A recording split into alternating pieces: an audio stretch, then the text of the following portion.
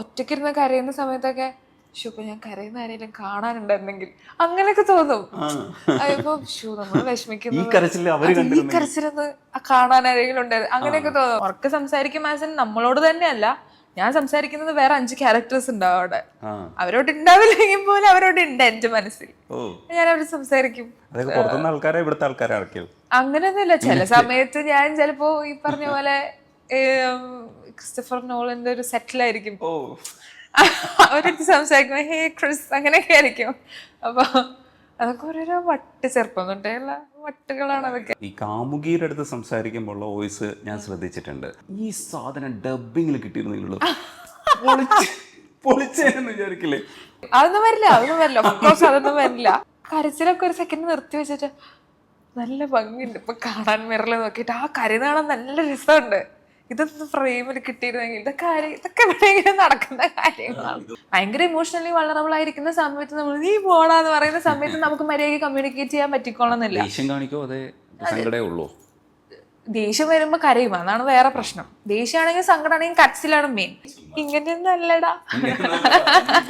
ശരിക്കുള്ള പറച്ചിൽ കേട്ടിരുന്നെങ്കിൽ അറിയായിരുന്നു. അങ്ങനെയല്ലേ ഉദ്ദേശിച്ചത്? സത്യമായിട്ടും ഇത് പ്രിയയുടെ ആക്ഷൻ ഓക്കെ എസ് ആണ്, എസ് എന്ന് പറഞ്ഞില്ല. പക്ഷേ സെൽഫി എടുത്തോട്ടെ. അയ്യോ, ഇത് ഇത്രയും ഡീറ്റെയിൽ ആയിട്ടൊക്കെ ഒരാൾ നോട്ട് ചെയ്തിട്ടുണ്ടെന്നും ഞാനിത് ഫസ്റ്റ് ടൈമാണ് ഇങ്ങനെ ഒരു ഫീഡ്ബാക്ക് കേൾക്കുന്നത്. ഒരു 18 വയസ്സായിരുന്ന സമയത്ത് എന്തൊക്കെ മണ്ടത്തരം ഒരു ഇന്റർവ്യൂവിൽ വിളിച്ചു പറയാൻ പറ്റും അതൊക്കെ ഞാൻ പറഞ്ഞിട്ടുണ്ട്.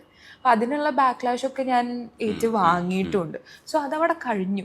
ഇനി അതിലും മോശമായിട്ട് എന്തെങ്കിലും സംഭവിക്കണം എന്നുണ്ടെങ്കിൽ അതിലും പൊട്ടത്തിട്ട് ഞാൻ എന്തെങ്കിലും പറയണം. പ്രിയ പ്രകാശ് വാര്യറാണ് നമുക്കപ്പോൾ. ഹായ് പ്രിയ. ഹായ്. ഇടയ്ക്ക് കണ്ടിട്ടുണ്ട്. പ്രിയ മറന്നുപോയതാ ഒരു ഫിലിമിന്റെ പ്രൊമോഷൻ വന്നു, അല്ലാതെ നമ്മൾ സംസാരിച്ചിട്ടില്ല. ആദ്യമായിട്ടാണ് സംസാരിക്കുന്നത്. എനിക്ക് ഒരുപാട് ചോദ്യങ്ങളുണ്ട് എന്ന് കരുതും, ഇല്ല. പക്ഷേ ഞാൻ 4 years കാണുന്ന സമയത്ത്, അത് റീവാച്ച് ചെയ്യുന്ന സമയത്തും ശ്രദ്ധിച്ചത്, എനിക്ക് തോന്നുന്നു പ്രിയ ചെയ്തിട്ടുള്ള, എൻ്റെ അഭിപ്രായമാണ് കേട്ടോ, പ്രിയ ചെയ്തിട്ടുള്ള ഏറ്റവും നല്ല പടങ്ങളിലൊന്നാണ് 4 years. അതിൽ അഭിനയം വിലയിരുത്തുമ്പോൾ എത്രത്തോളം കാലിബർ ഉള്ള ഒരാളാണ് പ്രിയ എന്നുള്ളത് നമുക്ക് മനസ്സിലാവും. അതിലൊരു ബസ് സീനുണ്ട്.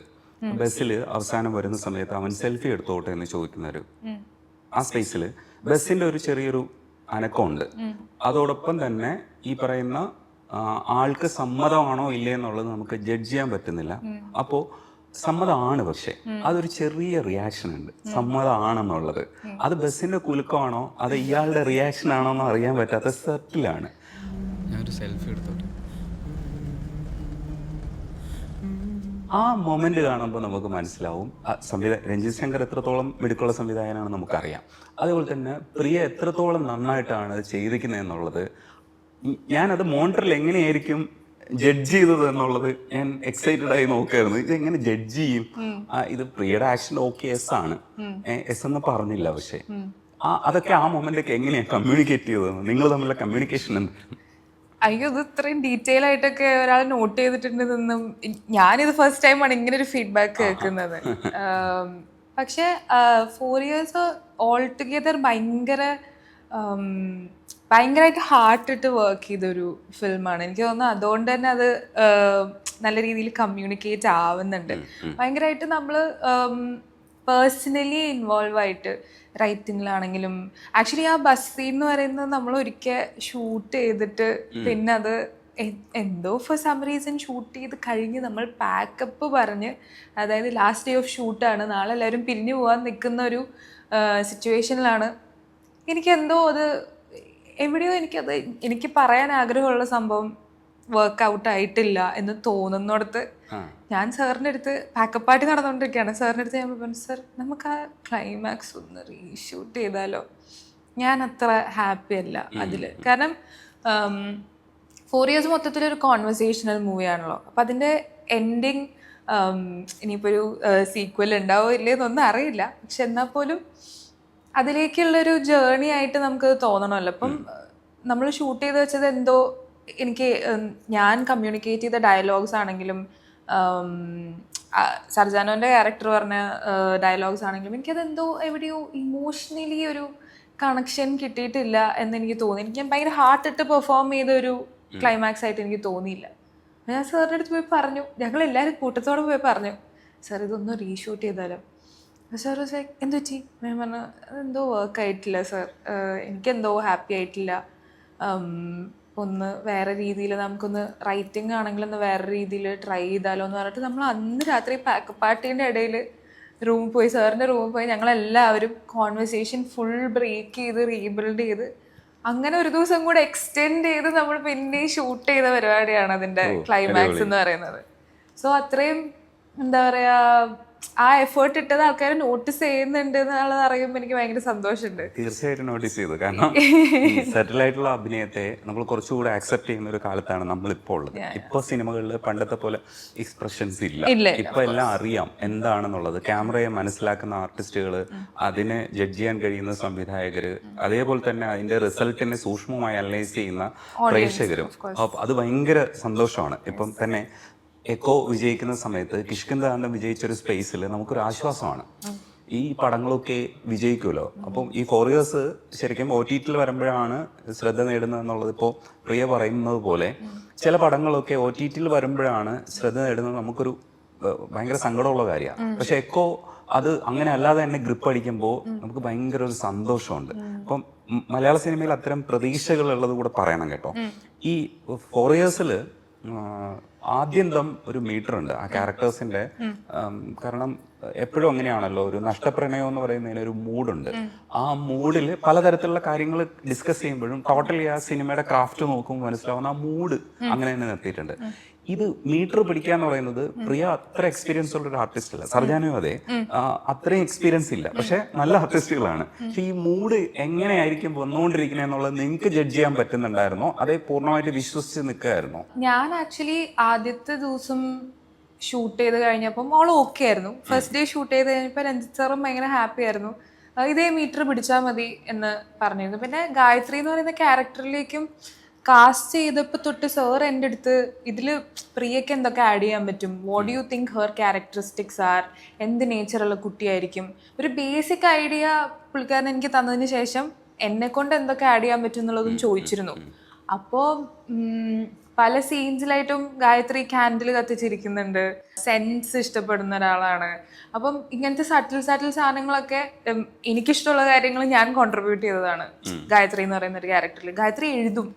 അപ്പം ഇതിൽ ആക്ച്വലി 4 years എന്ന് പറയുന്ന സിനിമയിൽ ഫസ്റ്റ് ഒരു ലോങ് നരേഷൻ ഉണ്ട്, എൻ്റെ വോയിസിലുള്ളൊരു നരേഷൻ.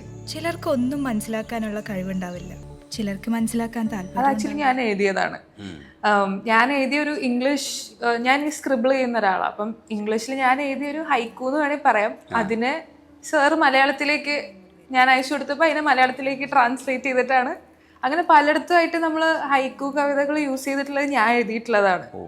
അപ്പോൾ അങ്ങനെ കുറേ പേഴ്സണൽ കാര്യങ്ങൾ അതിനു വേണ്ടി കോൺട്രിബ്യൂട്ട് ചെയ്തിട്ടുണ്ട്. അപ്പൊ തൊട്ടേ ഗായത്രി എന്ന് പറയുന്ന കുട്ടി എങ്ങനെയായിരിക്കും എന്നുള്ളൊരു ഐഡിയ എനിക്കുണ്ടെങ്കിൽ പോലും സെക്കൻഡ് ഡേ ഓഫ് ഷൂട്ടിൽ ഞാൻ പെട്ടു. സെക്കൻഡ് ഡേ ഓഫ് ഷൂട്ടിൽ ഒരു ചെറിയ സീനാണ്, ഒരു കീ ചെയിൻ കൊടുക്കുന്ന സീനോ എന്തോ ആണ്. അതിലെൻ്റെ ആക്ടിങ് വർക്ക് ആവുന്നില്ല. Like what I am doing എന്നുള്ളത് വർക്ക് ആവുന്നില്ല. ഞാൻ പെട്ടു.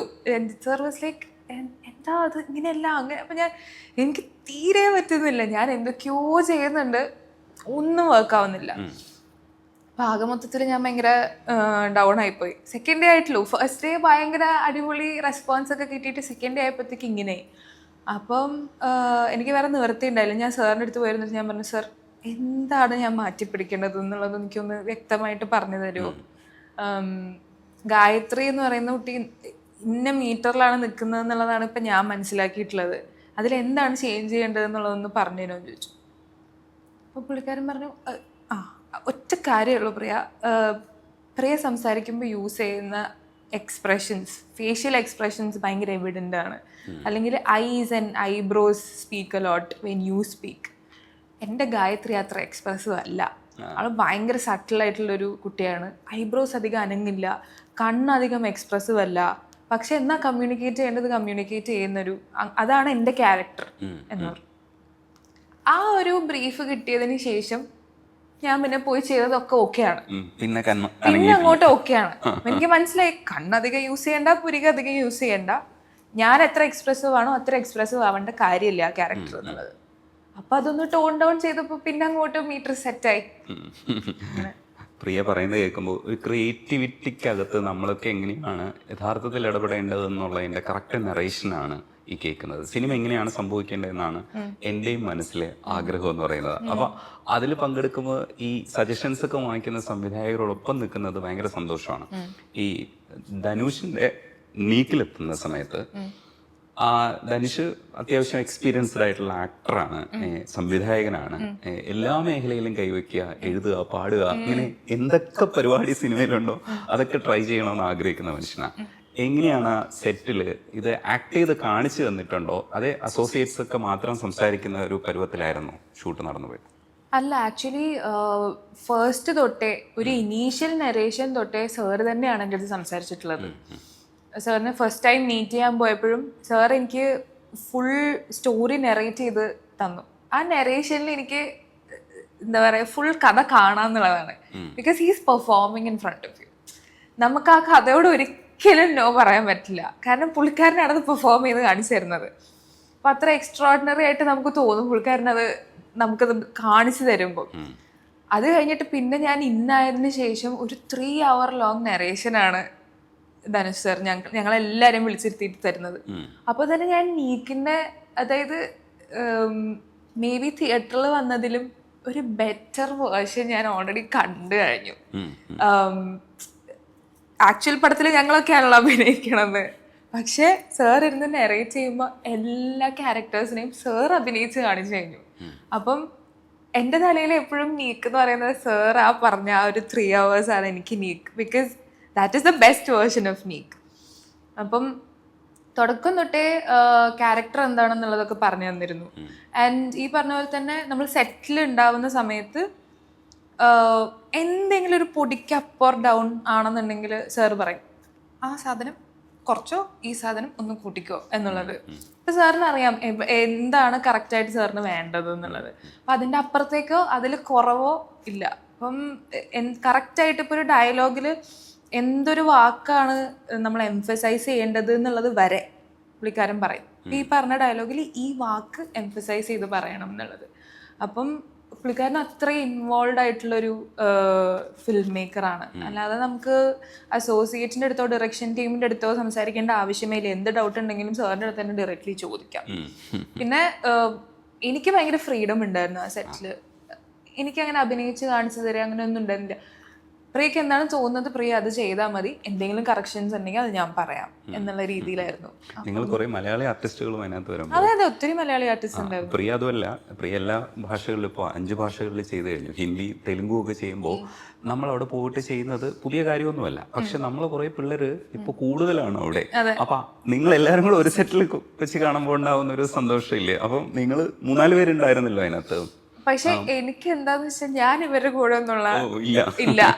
ഞാൻ അതെ ആ സിനിമയിൽ ആക്ച്വലി അവരുടെയൊക്കെ കാലഘട്ടം വേറെയാണ്. ഞാൻ പ്രസന്റിലുള്ള ആളാ.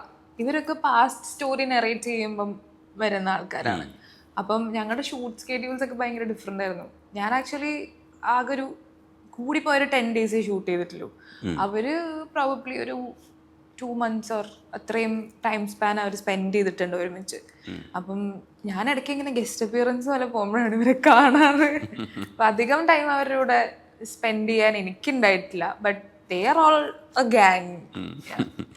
ഈ ഗുഡ് ബാഡ് അഗ്ലിയാണ് ഇപ്പോൾ 2025 വലിയ വിശേഷങ്ങളിൽ ഒന്നെന്ന് പറയുന്നത്. 19 ശേഷം എനിക്ക് തോന്നുന്നു ഹൈപ്പുള്ള വർഷം ഞാൻ സിനിമയെ സംബന്ധിച്ചിടത്തോളം ഈ പറയുന്ന വർഷമാണ് 2025.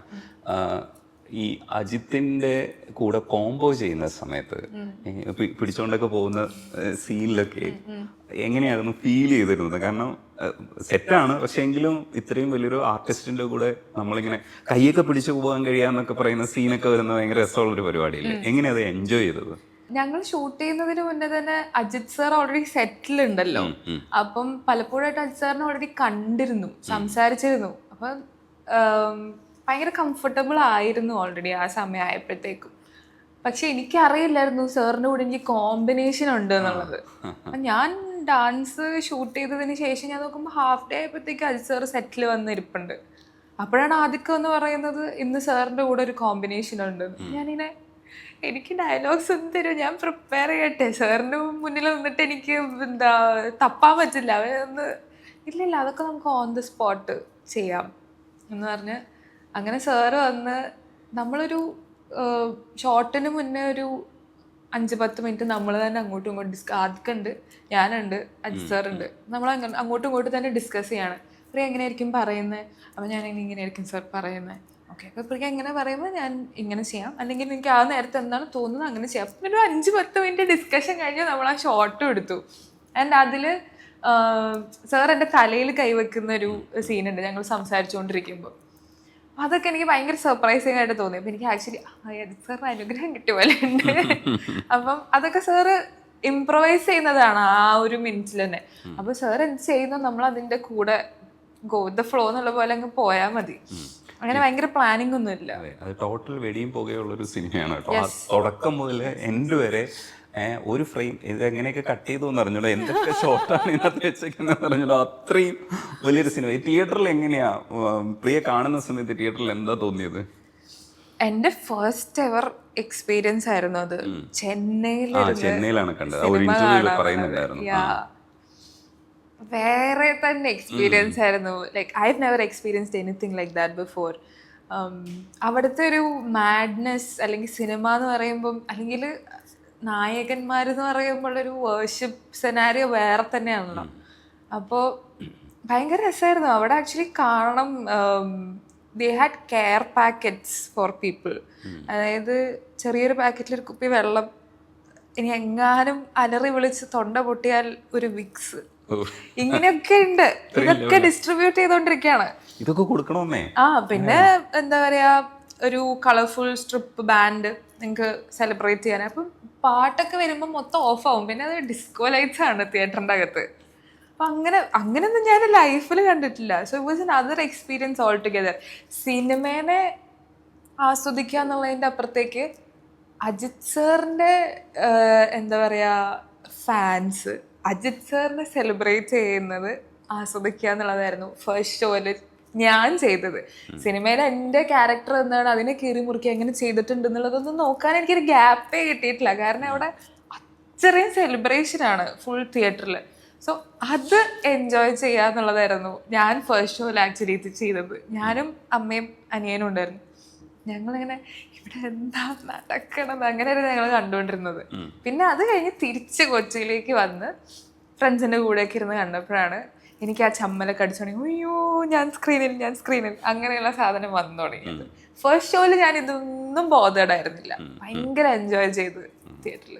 ഈ കൊല്ലപ്പെടുന്ന ഒരു സീനില് അത് ക്രോമയാണ് ചെയ്തിരിക്കണല്ലേ, താഴെ വീഴുന്ന. അത് ആ സീനൊക്കെ ഷൂട്ട് ചെയ്യുമ്പോൾ അത്തരം സീൻസ് ഒക്കെ കിട്ടുന്നത് നമുക്ക് ഭയങ്കര, എനിക്കൊക്കെ ഭയങ്കര എൻജോയ്മെന്റ് ആണ്. കാരണം ഒരു ഫാന്റസി ചില സാധനങ്ങളൊക്കെ ചെയ്യാൻ പറ്റില്ല. അത് കഴിഞ്ഞിട്ട് തിയേറ്ററിൽ കണ്ട സമയത്താണോ അത് ഡബ് ചെയ്ത സമയത്ത് ആ സീൻ കണ്ടിട്ടുണ്ടായിരുന്നോ, അതേ തിയേറ്ററിലാണോ അത് കാണുന്നത്? ഇല്ല, ഡബ് ചെയ്ത സമയത്ത് ഞാൻ കണ്ടിരുന്നു. പക്ഷെ അഗൈൻ അത് റഫ് കട്ടുകളാണല്ലോ, റീൽസ് അല്ലേ നമ്മൾ ഡബ് ചെയ്യുന്നത്. അപ്പം തിയേറ്ററിലാണ് ഞാനത് പ്രോപ്പർലി കാണുന്നത്. പക്ഷെ അതിന്റെ പിന്നില് ഒത്തിരി കഥകളുണ്ട്. ഞാൻ ഈ പറയുന്ന പോലെ എനിക്ക് ഹൈറ്റ്സ് ഭയങ്കര പേടിയാണ്. ഹൈറ്റ് ഒരു ഫോബിയ അതെന്ന് തന്നെ പറയാം. എനിക്ക് ഭയങ്കര പേടിയാണ്. എനിക്ക് കുറച്ചൊരു നീണ്ട ഫ്ലൈറ്റ് ഓഫ് സ്റ്റേഴ്സ് കണ്ടാൽ പോലെ എനിക്ക് കാല് വരയ്ക്കാൻ തുടങ്ങും. അങ്ങനെ പേടിയുള്ള ഒരാളാണ് ഞാൻ. പോരാത്തതിന് എനിക്ക് കുറച്ചു കാലം മുന്നേ ഉണ്ടായൊരു സ്ലിപ്പ് ഡിസ്കിന്റെ ഇഞ്ചുറി അവിടെ കിടക്കുന്നുണ്ട്. ഇതൊക്കെ വെച്ചിട്ടാണ് ഞാൻ ഇതിന്റെ സ്റ്റൺസ് ചെയ്യാനായിട്ട് നമ്മൾ സ്പെയിനിലാണ് ഷൂട്ട് ചെയ്തുകൊണ്ടിരിക്കുന്നത്. അപ്പം ആക്ച്വലി ഈ വീഴുന്ന സ്ഥലം എന്ന് പറഞ്ഞു കഴിഞ്ഞാൽ കുറച്ചധികം ഹൈറ്റ് ഉണ്ട്. അപ്പം ആ ഹൈറ്റിൽ നിന്ന് ഞാൻ ഓടി വന്ന് ഈ എന്താ പറയുക ആ ഒരു സ്ഥലത്തുനിന്ന് ഞാൻ ഫ്ലിപ്പായി താഴെ വീഴണം. അപ്പം അന്നത്തെ ദിവസം എന്ന് പറഞ്ഞാൽ ടെൻഷൻ അടിച്ച് ഞാൻ ഇല്ലാണ്ടായിട്ടുണ്ട്. ആക്ച്വലി എന്നെ അത് ചെയ്യാനായിട്ട് മോട്ടിവേറ്റ് ചെയ്യാൻ വേണ്ടി the whole crew had to stop and then they had to come sit with me. അർജുനൊക്കെ എൻ്റെ കൂടെ വന്നിട്ട് ഒരു തവണ ചെയ്താൽ ഓക്കെ ആവും, രണ്ടാമത്തെ തവണ ചെയ്യാൻ എക്സൈറ്റ്മെന്റ് ആവും, പേടിക്കണ്ട അങ്ങനെ എന്നൊക്കെ പറഞ്ഞ് ബെൽറ്റ് ഒക്കെ ഉണ്ട്, ഹാർനെസ് ഒക്കെ ഉണ്ട്. എങ്കിൽ പോലും ഇതിന്റെ മോളം ഞാൻ മറിഞ്ഞ് താഴോട്ട് നോക്കി അത്യാവശ്യം ഹൈറ്റ് ഉണ്ട്. അപ്പം എനിക്കത് ആലോചിക്കാൻ പോലും വയ്യ, വോളണ്ടറിലി എടുത്ത് ചാടുന്നത്. സോ സ്പെയിനിൽ ചെയ്യുന്ന സമയത്ത് ബെൽറ്റ് ഇല്ല, ഹാർനസ് ഇല്ല കേട്ടോ. ഹാർനസ് കെട്ടാൻ പറ്റുന്ന ഒരു സ്ഥലത്തും അല്ല നമ്മൾ ഷൂട്ട് ചെയ്യുന്നത്. പിന്നീട് അതിൻ്റെ പാച്ച് ഹൈദരാബാദിൽ ചെയ്യുമ്പോഴാണ് എനിക്ക് ഹാർനസ് ഉണ്ടായിരുന്നത്. അവിടുന്ന് ഞാൻ ബെൽറ്റ് ഇല്ലാതെ ഞാൻ ചാടണം. താഴെ എല്ലാവരും ബെഡൊക്കെ പിടിച്ച് നിൽപ്പുണ്ട്. അപ്പം എന്നെ കൊണ്ട് എങ്ങനെ ആലോചിച്ചിട്ടും എൻ്റെ മെന്റൽ ബ്ലോക്ക് എനിക്ക് എടുത്ത് കളയാൻ പറ്റുന്നില്ല. പക്ഷേ ദ തിങ് ഇസ്, ആക്ഷൻ പറഞ്ഞു കഴിഞ്ഞാൽ പിന്നെ ഞാൻ ഇതൊന്നും ആലോചിക്കില്ല എന്നുള്ളതാണ്. ആക്ഷൻ പറയുന്നവരെ എനിക്ക് എവിടൊന്നും ഇല്ലാത്ത പേടിയായിരിക്കും, എല്ലാ ബുദ്ധിമുട്ടുകളും ഉണ്ടാവും. പക്ഷെ ആക്ഷൻ പറഞ്ഞു കഴിഞ്ഞാൽ ഞാൻ എവിടെ നിന്നെടുത്ത് ചാടാൻ പറഞ്ഞാലും ഞാൻ ചാടും. അപ്പം ആദ്യത്തെ തവണ ചെയ്തു, പ്രത്യേകിച്ച് കുഴപ്പങ്ങളൊന്നുമില്ല. അവിടുന്ന് ചാടി മറിഞ്ഞു വീണു, സേഫായിട്ട് ലാൻഡ് ചെയ്തു, കുഴപ്പമൊന്നുമില്ല. അപ്പം ഞങ്ങളുടെ സ്റ്റണ്ട് മാസ്റ്ററിനൊരു മറിഞ്ഞു വീഴുമ്പോൾ മുഖം കണ്ടില്ല, തിരിഞ്ഞു പോയി, ഒന്ന് മുഖം കാണുന്ന രീതിയിൽ ചെയ്യാലോ എന്നൊക്കെ പറഞ്ഞിട്ട് രണ്ടാമത്തെ തവണ ചാടിക്കേറിപ്പോയി. മുഖം കാണുന്ന രീതിയിൽ വീണ് ഞാൻ 360 ഡിഗ്രി ഫ്ലിപ്പായിട്ട് മുഖവും കുത്തി ഞാൻ വീണ് നടുവിന് ജേക്കുമായി. പിന്നെ ഒരു 1.5 മണിക്കൂർ 2 മണിക്കൂറത്തേക്ക് അവിടെ ഷൂട്ടൊന്നും നടന്നിട്ടില്ല. ഞാനൊരു മുക്കിൽ ഇങ്ങനെ ഇരിക്കുക, കാരണം എനിക്ക് കാല് വരച്ചിട്ട് നടു ഭയങ്കരമായിട്ട് ജേക്കായി. അപ്പം എനിക്ക് ആക്ച്വലി സ്പൈനിലൊരു സ്വെല്ലിങ് ആയി അത് കാരണം. അപ്പോൾ കുറേ നേരം അത് കാരണം നമ്മളെല്ലാം ഷൂട്ടൊക്കെ നിർത്തി, എല്ലാവരും ഓക്കെ അല്ലേ, മരുന്ന് വാങ്ങുന്നു, ഹീറ്റ് പാഡ് വാങ്ങുന്നു. അതൊക്കെ കഴിഞ്ഞ് തിരിച്ചു വന്ന് ഒരാഴ്ചത്തെ ഫിസിയോ തെറപ്പിയും കാര്യങ്ങളൊക്കെ വേണ്ടി വന്നു, അതൊന്ന് റിക്കവർ ആവാൻ വേണ്ടിയിട്ട്. ഞാൻ ചോദിക്കുമ്പോ ഇതൊന്നും പ്രതീക്ഷിച്ചില്ല കേട്ടോ, ഇങ്ങനെയൊരു സംഭവം. ഇതിന്റെ പേടിയും പോരാണ്ട് ബാക്ക് ഇഞ്ചുറീന്റെ റിസ്ക്കും എല്ലാം ഉണ്ട്. എന്റെ ഇൻസ്റ്റാഗ്രാമിൽ ഞാൻ ആ വീഡിയോ ഇട്ടിട്ടുണ്ട്. ആക്ച്വലി BTS ആ വീഡിയോ കിടപ്പുണ്ട്, ഞാൻ മുഖം കുത്തി വീഴുന്നത്. ചെറിയ ചെറിയ ഈ വീഴ്ചക്ക് മുൻപ് ഒരു കയറ്റമുണ്ട്. അഡാർ ലവുവിൻ്റെ നിങ്ങൾ എന്താ പറയുക, ലോകത്ത് തന്നെ ശ്രദ്ധിക്കപ്പെടുന്ന ഒരു സമയത്ത് ഇത് പോണ പോക്ക് ഭയങ്കര രസമാണ്, ഹൈ ആണ്. അന്നത്തെ ദിവസങ്ങൾ എന്ന് പറയുന്നത് നമ്മൾ ഭയങ്കര രസമായിട്ടായിരിക്കും ആഘോഷിച്ചിട്ടുണ്ടാവുക. പക്ഷെ പിൽക്കാലഘട്ടത്തിൽ അത് പ്രിയയുടെ ജീവിതത്തിലും ഈ കയറിപ്പോയ പോക്ക് എങ്ങനെയാണ് പിന്നീട് ഫീൽ ചെയ്തെന്ന് അറിയാമല്ലോ. പക്ഷെ അതല്ല എൻ്റെ ചോദ്യം എന്ന് പറയുന്നത്. ഇത് ചിലപ്പോഴൊക്കെ നമ്മൾ ആഗ്രഹിക്കും വീണ്ടും അത്തരത്തിലൊരു ഹൈ കിട്ടാൻ വേണ്ടിയിട്ട്. അത് ചില കാര്യങ്ങളൊക്കെ നമുക്ക് ചിലപ്പോൾ ഒരിക്കലേ ചെയ്യാൻ പറ്റുള്ളൂ, പക്ഷെ നമ്മൾ ചിലപ്പം ആഗ്രഹിക്കും. ഇപ്പം ഞാൻ തന്നെ ചില ഇൻ്റർവ്യൂസ് ഒക്കെ ചെയ്യുന്ന സമയത്ത് അയ്യോ ഇതേപോലെ ഒരു ഇന്റർവ്യൂ നിങ്ങൾ ചെയ്യണമല്ലോ എന്ന് വിചാരിച്ചാൽ നടക്കണമെന്നില്ല, അത് ഒരിക്കൽ മാത്രം സംഭവിക്കുന്നതല്ല. പക്ഷെ അതിന് നമുക്ക് കിട്ടിയൊരു ഹൈ ഉണ്ടാവും, അത് രണ്ടാമത് നമ്മൾ ആഗ്രഹിക്കും. ആ ഹൈ എപ്പോഴാണ് കിട്ടുക, എങ്ങനെയാണ് കിട്ടുക? അപ്പോൾ ഇപ്പം ഞാൻ മനസ്സിൽ കണ്ടേക്കുന്നത് ഇനിയിപ്പോൾ ഇത് ഇന്റർവ്യൂ ചെയ്താലൊന്നും കിട്ടില്ല, സിനിമ ചെയ്താലേ കിട്ടുള്ളൂ എന്നുള്ളതാണ് നമ്മുടെ മനസ്സിൽ സങ്കല്പിക്കുന്നത്. അതുപോലെ അന്നുണ്ടായ ഒരു ഹൈ ഉണ്ടല്ലോ, അത് എപ്പോഴെങ്കിലുമൊക്കെ ഇതേപോലെ വീണ്ടും ആഗ്രഹിച്ചിട്ടുണ്ടോ? ആ ദിവസങ്ങളെ ഓർത്ത് സന്തോഷിച്ചിട്ടുണ്ടോ വീണ്ടും? ഞാൻ ആക്ച്വലി ആ ഹൈനെ അസോസിയേറ്റ് ചെയ്യുന്നത് അത് കഴിഞ്ഞുണ്ടായ ലോ വെച്ചിട്ടാണ്. അപ്പോൾ ടു ബി വെരി ഓണസ്റ്റ്, അങ്ങനെ ഒരു ഹൈ ഞാൻ എക്സ്പെക്റ്റും ചെയ്യുന്നില്ല, അതിനു വേണ്ടി വെയിറ്റും ചെയ്യുന്നില്ല എന്നുള്ളതാണ്. കാരണം അതിൻ്റെ ഒരു മറുവശം എന്ന് പറയുന്ന പോലെ തന്നെ ആ ഹൈൻ്റെ അത്ര തന്നെ ഉണ്ടായൊരു ഡൗൺഫോളും ഹേറ്റ്രഡും ഒക്കെ ഉണ്ടായിട്ടുണ്ട്. സോ അതുകൊണ്ട് തന്നെ എനിക്കിനി അതൊരു പേടി സ്വപ്നമാണ്. അതിനി വേണ്ട. ഇനി നമ്മൾ ചെയ്യുന്ന കഥാപാത്രങ്ങൾ, നമ്മൾ ചെയ്യുന്ന സിനിമ, പെർഫോമൻസ്, അതിനെപ്പറ്റി ആൾക്കാർ സംസാരിച്ചു കഴിഞ്ഞാൽ തന്നെ മോർ ദാൻ ഹാപ്പി. അത്രേ ഉള്ളൂ. അതിലേക്ക് എത്താൻ പറ്റുമോ, അങ്ങനെ ഒരു മാനസികാവസ്ഥയിലേക്ക് എത്താൻ പറ്റുമോ എന്നാണ് ഞാൻ ചോദിക്കുന്നത്. ഐ ഹാഡ് ടു എന്നുള്ളതാണ് അതിൻ്റെ ഒരു ആക്ച്വലി പറഞ്ഞു കഴിഞ്ഞാൽ. ആ ഹൈനെ വൈറലാവുക അല്ലെങ്കിൽ ഇത്രയും റെക്കഗ്നിഷൻ കിട്ടുക എന്നുള്ളതിനെ സെലിബ്രേറ്റ് ചെയ്യുന്നതിൻ്റെ അപ്പുറത്തേക്ക് അതിൻ്റെ കൂടെ വന്ന ഡൗൺഫോൾ എങ്ങനെ ഹാൻഡിൽ ചെയ്യാം, എങ്ങനെ ഡീൽ ചെയ്യാം എന്നുള്ളതാണ്. ഞാൻ ആ 18 വയസ്സിൽ ഞാൻ ഇതൊക്കെയാണ് ആലോചിച്ചുകൊണ്ടിരിക്കുന്നത്. 18 വയസ്സ് തൊട്ട് കണ്ടിന്യൂസ്ലി ഒരു 2-3 years maybe I had to deal with that. അപ്പം എനിക്ക് ആ ഹൈന്ന് ആലോചിക്കുമ്പോൾ തന്നെ പിന്നെ അതിൻ്റെ കൂടെ വരാൻ പോകുന്ന ക്രിറ്റിസിസം ആലോചിക്കുമ്പോൾ എനിക്ക് I don't want to deal with that. അപ്പം അങ്ങനെ ഒരു ഹൈ ഇല്ലെങ്കിലും കുഴപ്പമില്ല. ബട്ട് എന്തോ ചെയ്യുന്ന വർക്കുകളും അത് ആൾക്കാർക്ക് ഇഷ്ടപ്പെടുന്നതും കൊണ്ടായിരിക്കാം. ഇപ്പോൾ ഗുഡ് ബാഡ് അഗ്ലി ഇറങ്ങിയപ്പോഴാണെങ്കിലും തൊട്ട് റീക്രിയേഷൻ ചെയ്തപ്പം അത് ആൾക്കാർ അതേപോലെ തന്നെ ആക്സെപ്റ്റ് ചെയ്തു. അതും ഒരു വൈറൽ കോണ്ടന്റ് എന്ന് പറയുന്ന ഒരു പരിപാടിയായി. But honestly I'm not expecting that. എനിക്കത് വേണം അല്ലെങ്കിൽ ഒരു ഹൈ ഞാൻ ചേസ് ചെയ്യുന്നില്ല. കാരണം that's also putting a lot of pressure on you. ഇപ്പം ഞാൻ ചെയ്യുന്നതൊരു വൈറൽ കോണ്ടന്റ് ആയിരിക്കണം എന്ന് വിചാരിച്ചിട്ട് ഞാൻ ചെയ്യുമ്പം അത് ഒരിക്കലും ആവാൻ പോകുന്നില്ല. കാരണം I am taking that pressure. അപ്പം ഞാൻ ആ പ്രഷർ മനസ്സിൽ വെച്ചിട്ട് ചെയ്യുമ്പോൾ ഞാൻ എന്നെ തന്നെ റെസ്ട്രിക്റ്റ് ചെയ്യാണ്. അപ്പോൾ ഒരിക്കലും എനിക്ക് എൻ്റെ ബെസ്റ്റ് കൊടുക്കാൻ പറ്റില്ല. അപ്പോൾ തൊട്ട് ചെയ്യുന്ന സമയത്താണെങ്കിൽ പോലും ഞാൻ സിമ്രൻ മാം ചെയ്തു വെച്ചതിനെക്കാട്ടിലും അടിപൊളിയായിട്ട് ചെയ്യണം എന്നുള്ളൊരു പ്രഷർ ഞാൻ എനിക്ക് തന്നെ കൊടുത്തിരുന്നെങ്കിൽ ഒരിക്കലും എന്നെ കൊണ്ട് അത് ചെയ്യാൻ പറ്റില്ലായിരുന്നു. എന്നെ കൊണ്ട് കഴിയുന്ന രീതിയിൽ ഞാൻ അറ്റംപ്റ്റ് ചെയ്യാന്നുള്ളത് മാത്രമേ ഞാൻ വിചാരിച്ചിട്ടുള്ളൂ. അതുകൊണ്ട് അത് വർക്കായി.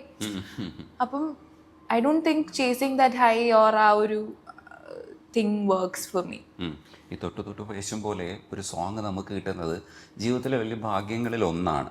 നമുക്കത് ചിലപ്പോൾ റിപ്പീറ്റ് ചെയ്യാനും പറ്റണമെന്നില്ല. പക്ഷെ ഇപ്പോൾ കുറച്ചുകൂടെ പോസിബിലിറ്റീസ് ഉണ്ട്, അത്തരത്തിലുള്ള കിട്ടാനുള്ള സാധ്യതയുണ്ട്. പക്ഷെ അങ്ങനെ വരണം, അങ്ങനെ ആക്സെപ്റ്റും ചെയ്യണം. ആ സോങ് ശരിക്കും പുറത്തേക്ക് വരുമ്പോൾ ഇതേ സിനിമ പോലെ തന്നെ ആ സോങ്ങിന് ഒരു എക്സിസ്റ്റൻസ് ഉണ്ട് അല്ലാതെ. അപ്പോൾ ആ എക്സിസ്റ്റൻസിന് എങ്ങനെയാണ് ഒരു കളർഫുള്ളായിട്ട് നമ്മൾ അങ്ങനെ കാണുമ്പോൾ കിട്ടുന്ന ഒരു രസമുണ്ടല്ലോ, ഒരു സുഖമുണ്ടല്ലോ, അതും എങ്ങനെയാണ് ഒരു സന്തോഷത്തിന്റെ ഭാഗമായി എന്ന് പറയും? ഞാൻ ഭയങ്കര ഹാപ്പി ആയിരുന്നു ആക്ച്വലി. കാരണം വേറെ ഒന്നുമില്ലെങ്കിൽ പോലും ആ പാട്ട് ഇറങ്ങിയതിന് ശേഷം സിമ്രൻ മാം എന്നെ അപ്രീഷിയേറ്റ് ചെയ്തു എന്നുള്ളതാണ്. അപ്പോൾ ദാറ്റ് വാസ് ഭയങ്കര ഒരു happy moment for me. Again ആ പാട്ട് ചെയ്യുന്ന സമയത്ത് ഞാൻ അത് എക്സ്പെക്ട് ചെയ്തിട്ടില്ല. അത് വർക്ക് ആവും എന്നുള്ളതോ അതിനെ ആൾക്കാരെ എങ്ങനെ എടുക്കും എന്നുള്ളതോ ഞാൻ പ്രിപ്പയർഡ് ആണ് ആക്ച്വലി. അതിനെന്തെങ്കിലും നെഗറ്റീവ് വന്നു കഴിഞ്ഞാൽ അത് എടുക്കാൻ പ്രിപ്പയർഡ് ആയിട്ടാണ് ഞാനിരിക്കുന്നത്.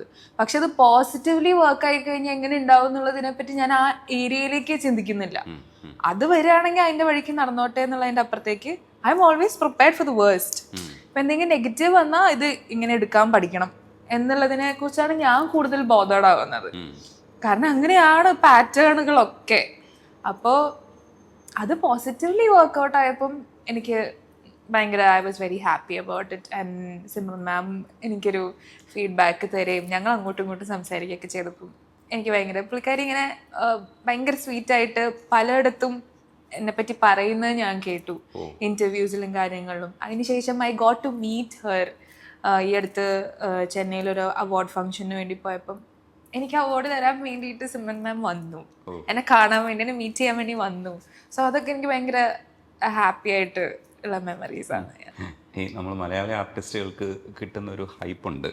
അത് എനിക്ക് തോന്നുന്നു പലരെയും നമ്മുടെ ഇവിടെ നിന്ന് തന്നെ ഇപ്പോൾ എടുക്കുന്ന ഒരു അവസ്ഥയിലേക്ക് തന്നെ പോകുന്നുണ്ട്. അത് നമ്മുടെ ഒരു വർക്കിൻ്റെ കൂടെ നമ്മളെ കൂട്ടായ വർക്കാണ്. അത് ആർട്ടിസ്റ്റുകൾ എന്ന് പറയുന്ന ഒരു ഫേസ് കാണിക്കുന്നവർ മാത്രമല്ല, ബാക്കി കൂട്ടായി നിൽക്കുന്ന എല്ലാവരുടെയും കൂടെ വർക്കിൻ്റെ ഒരു റിസൾട്ടാണ്.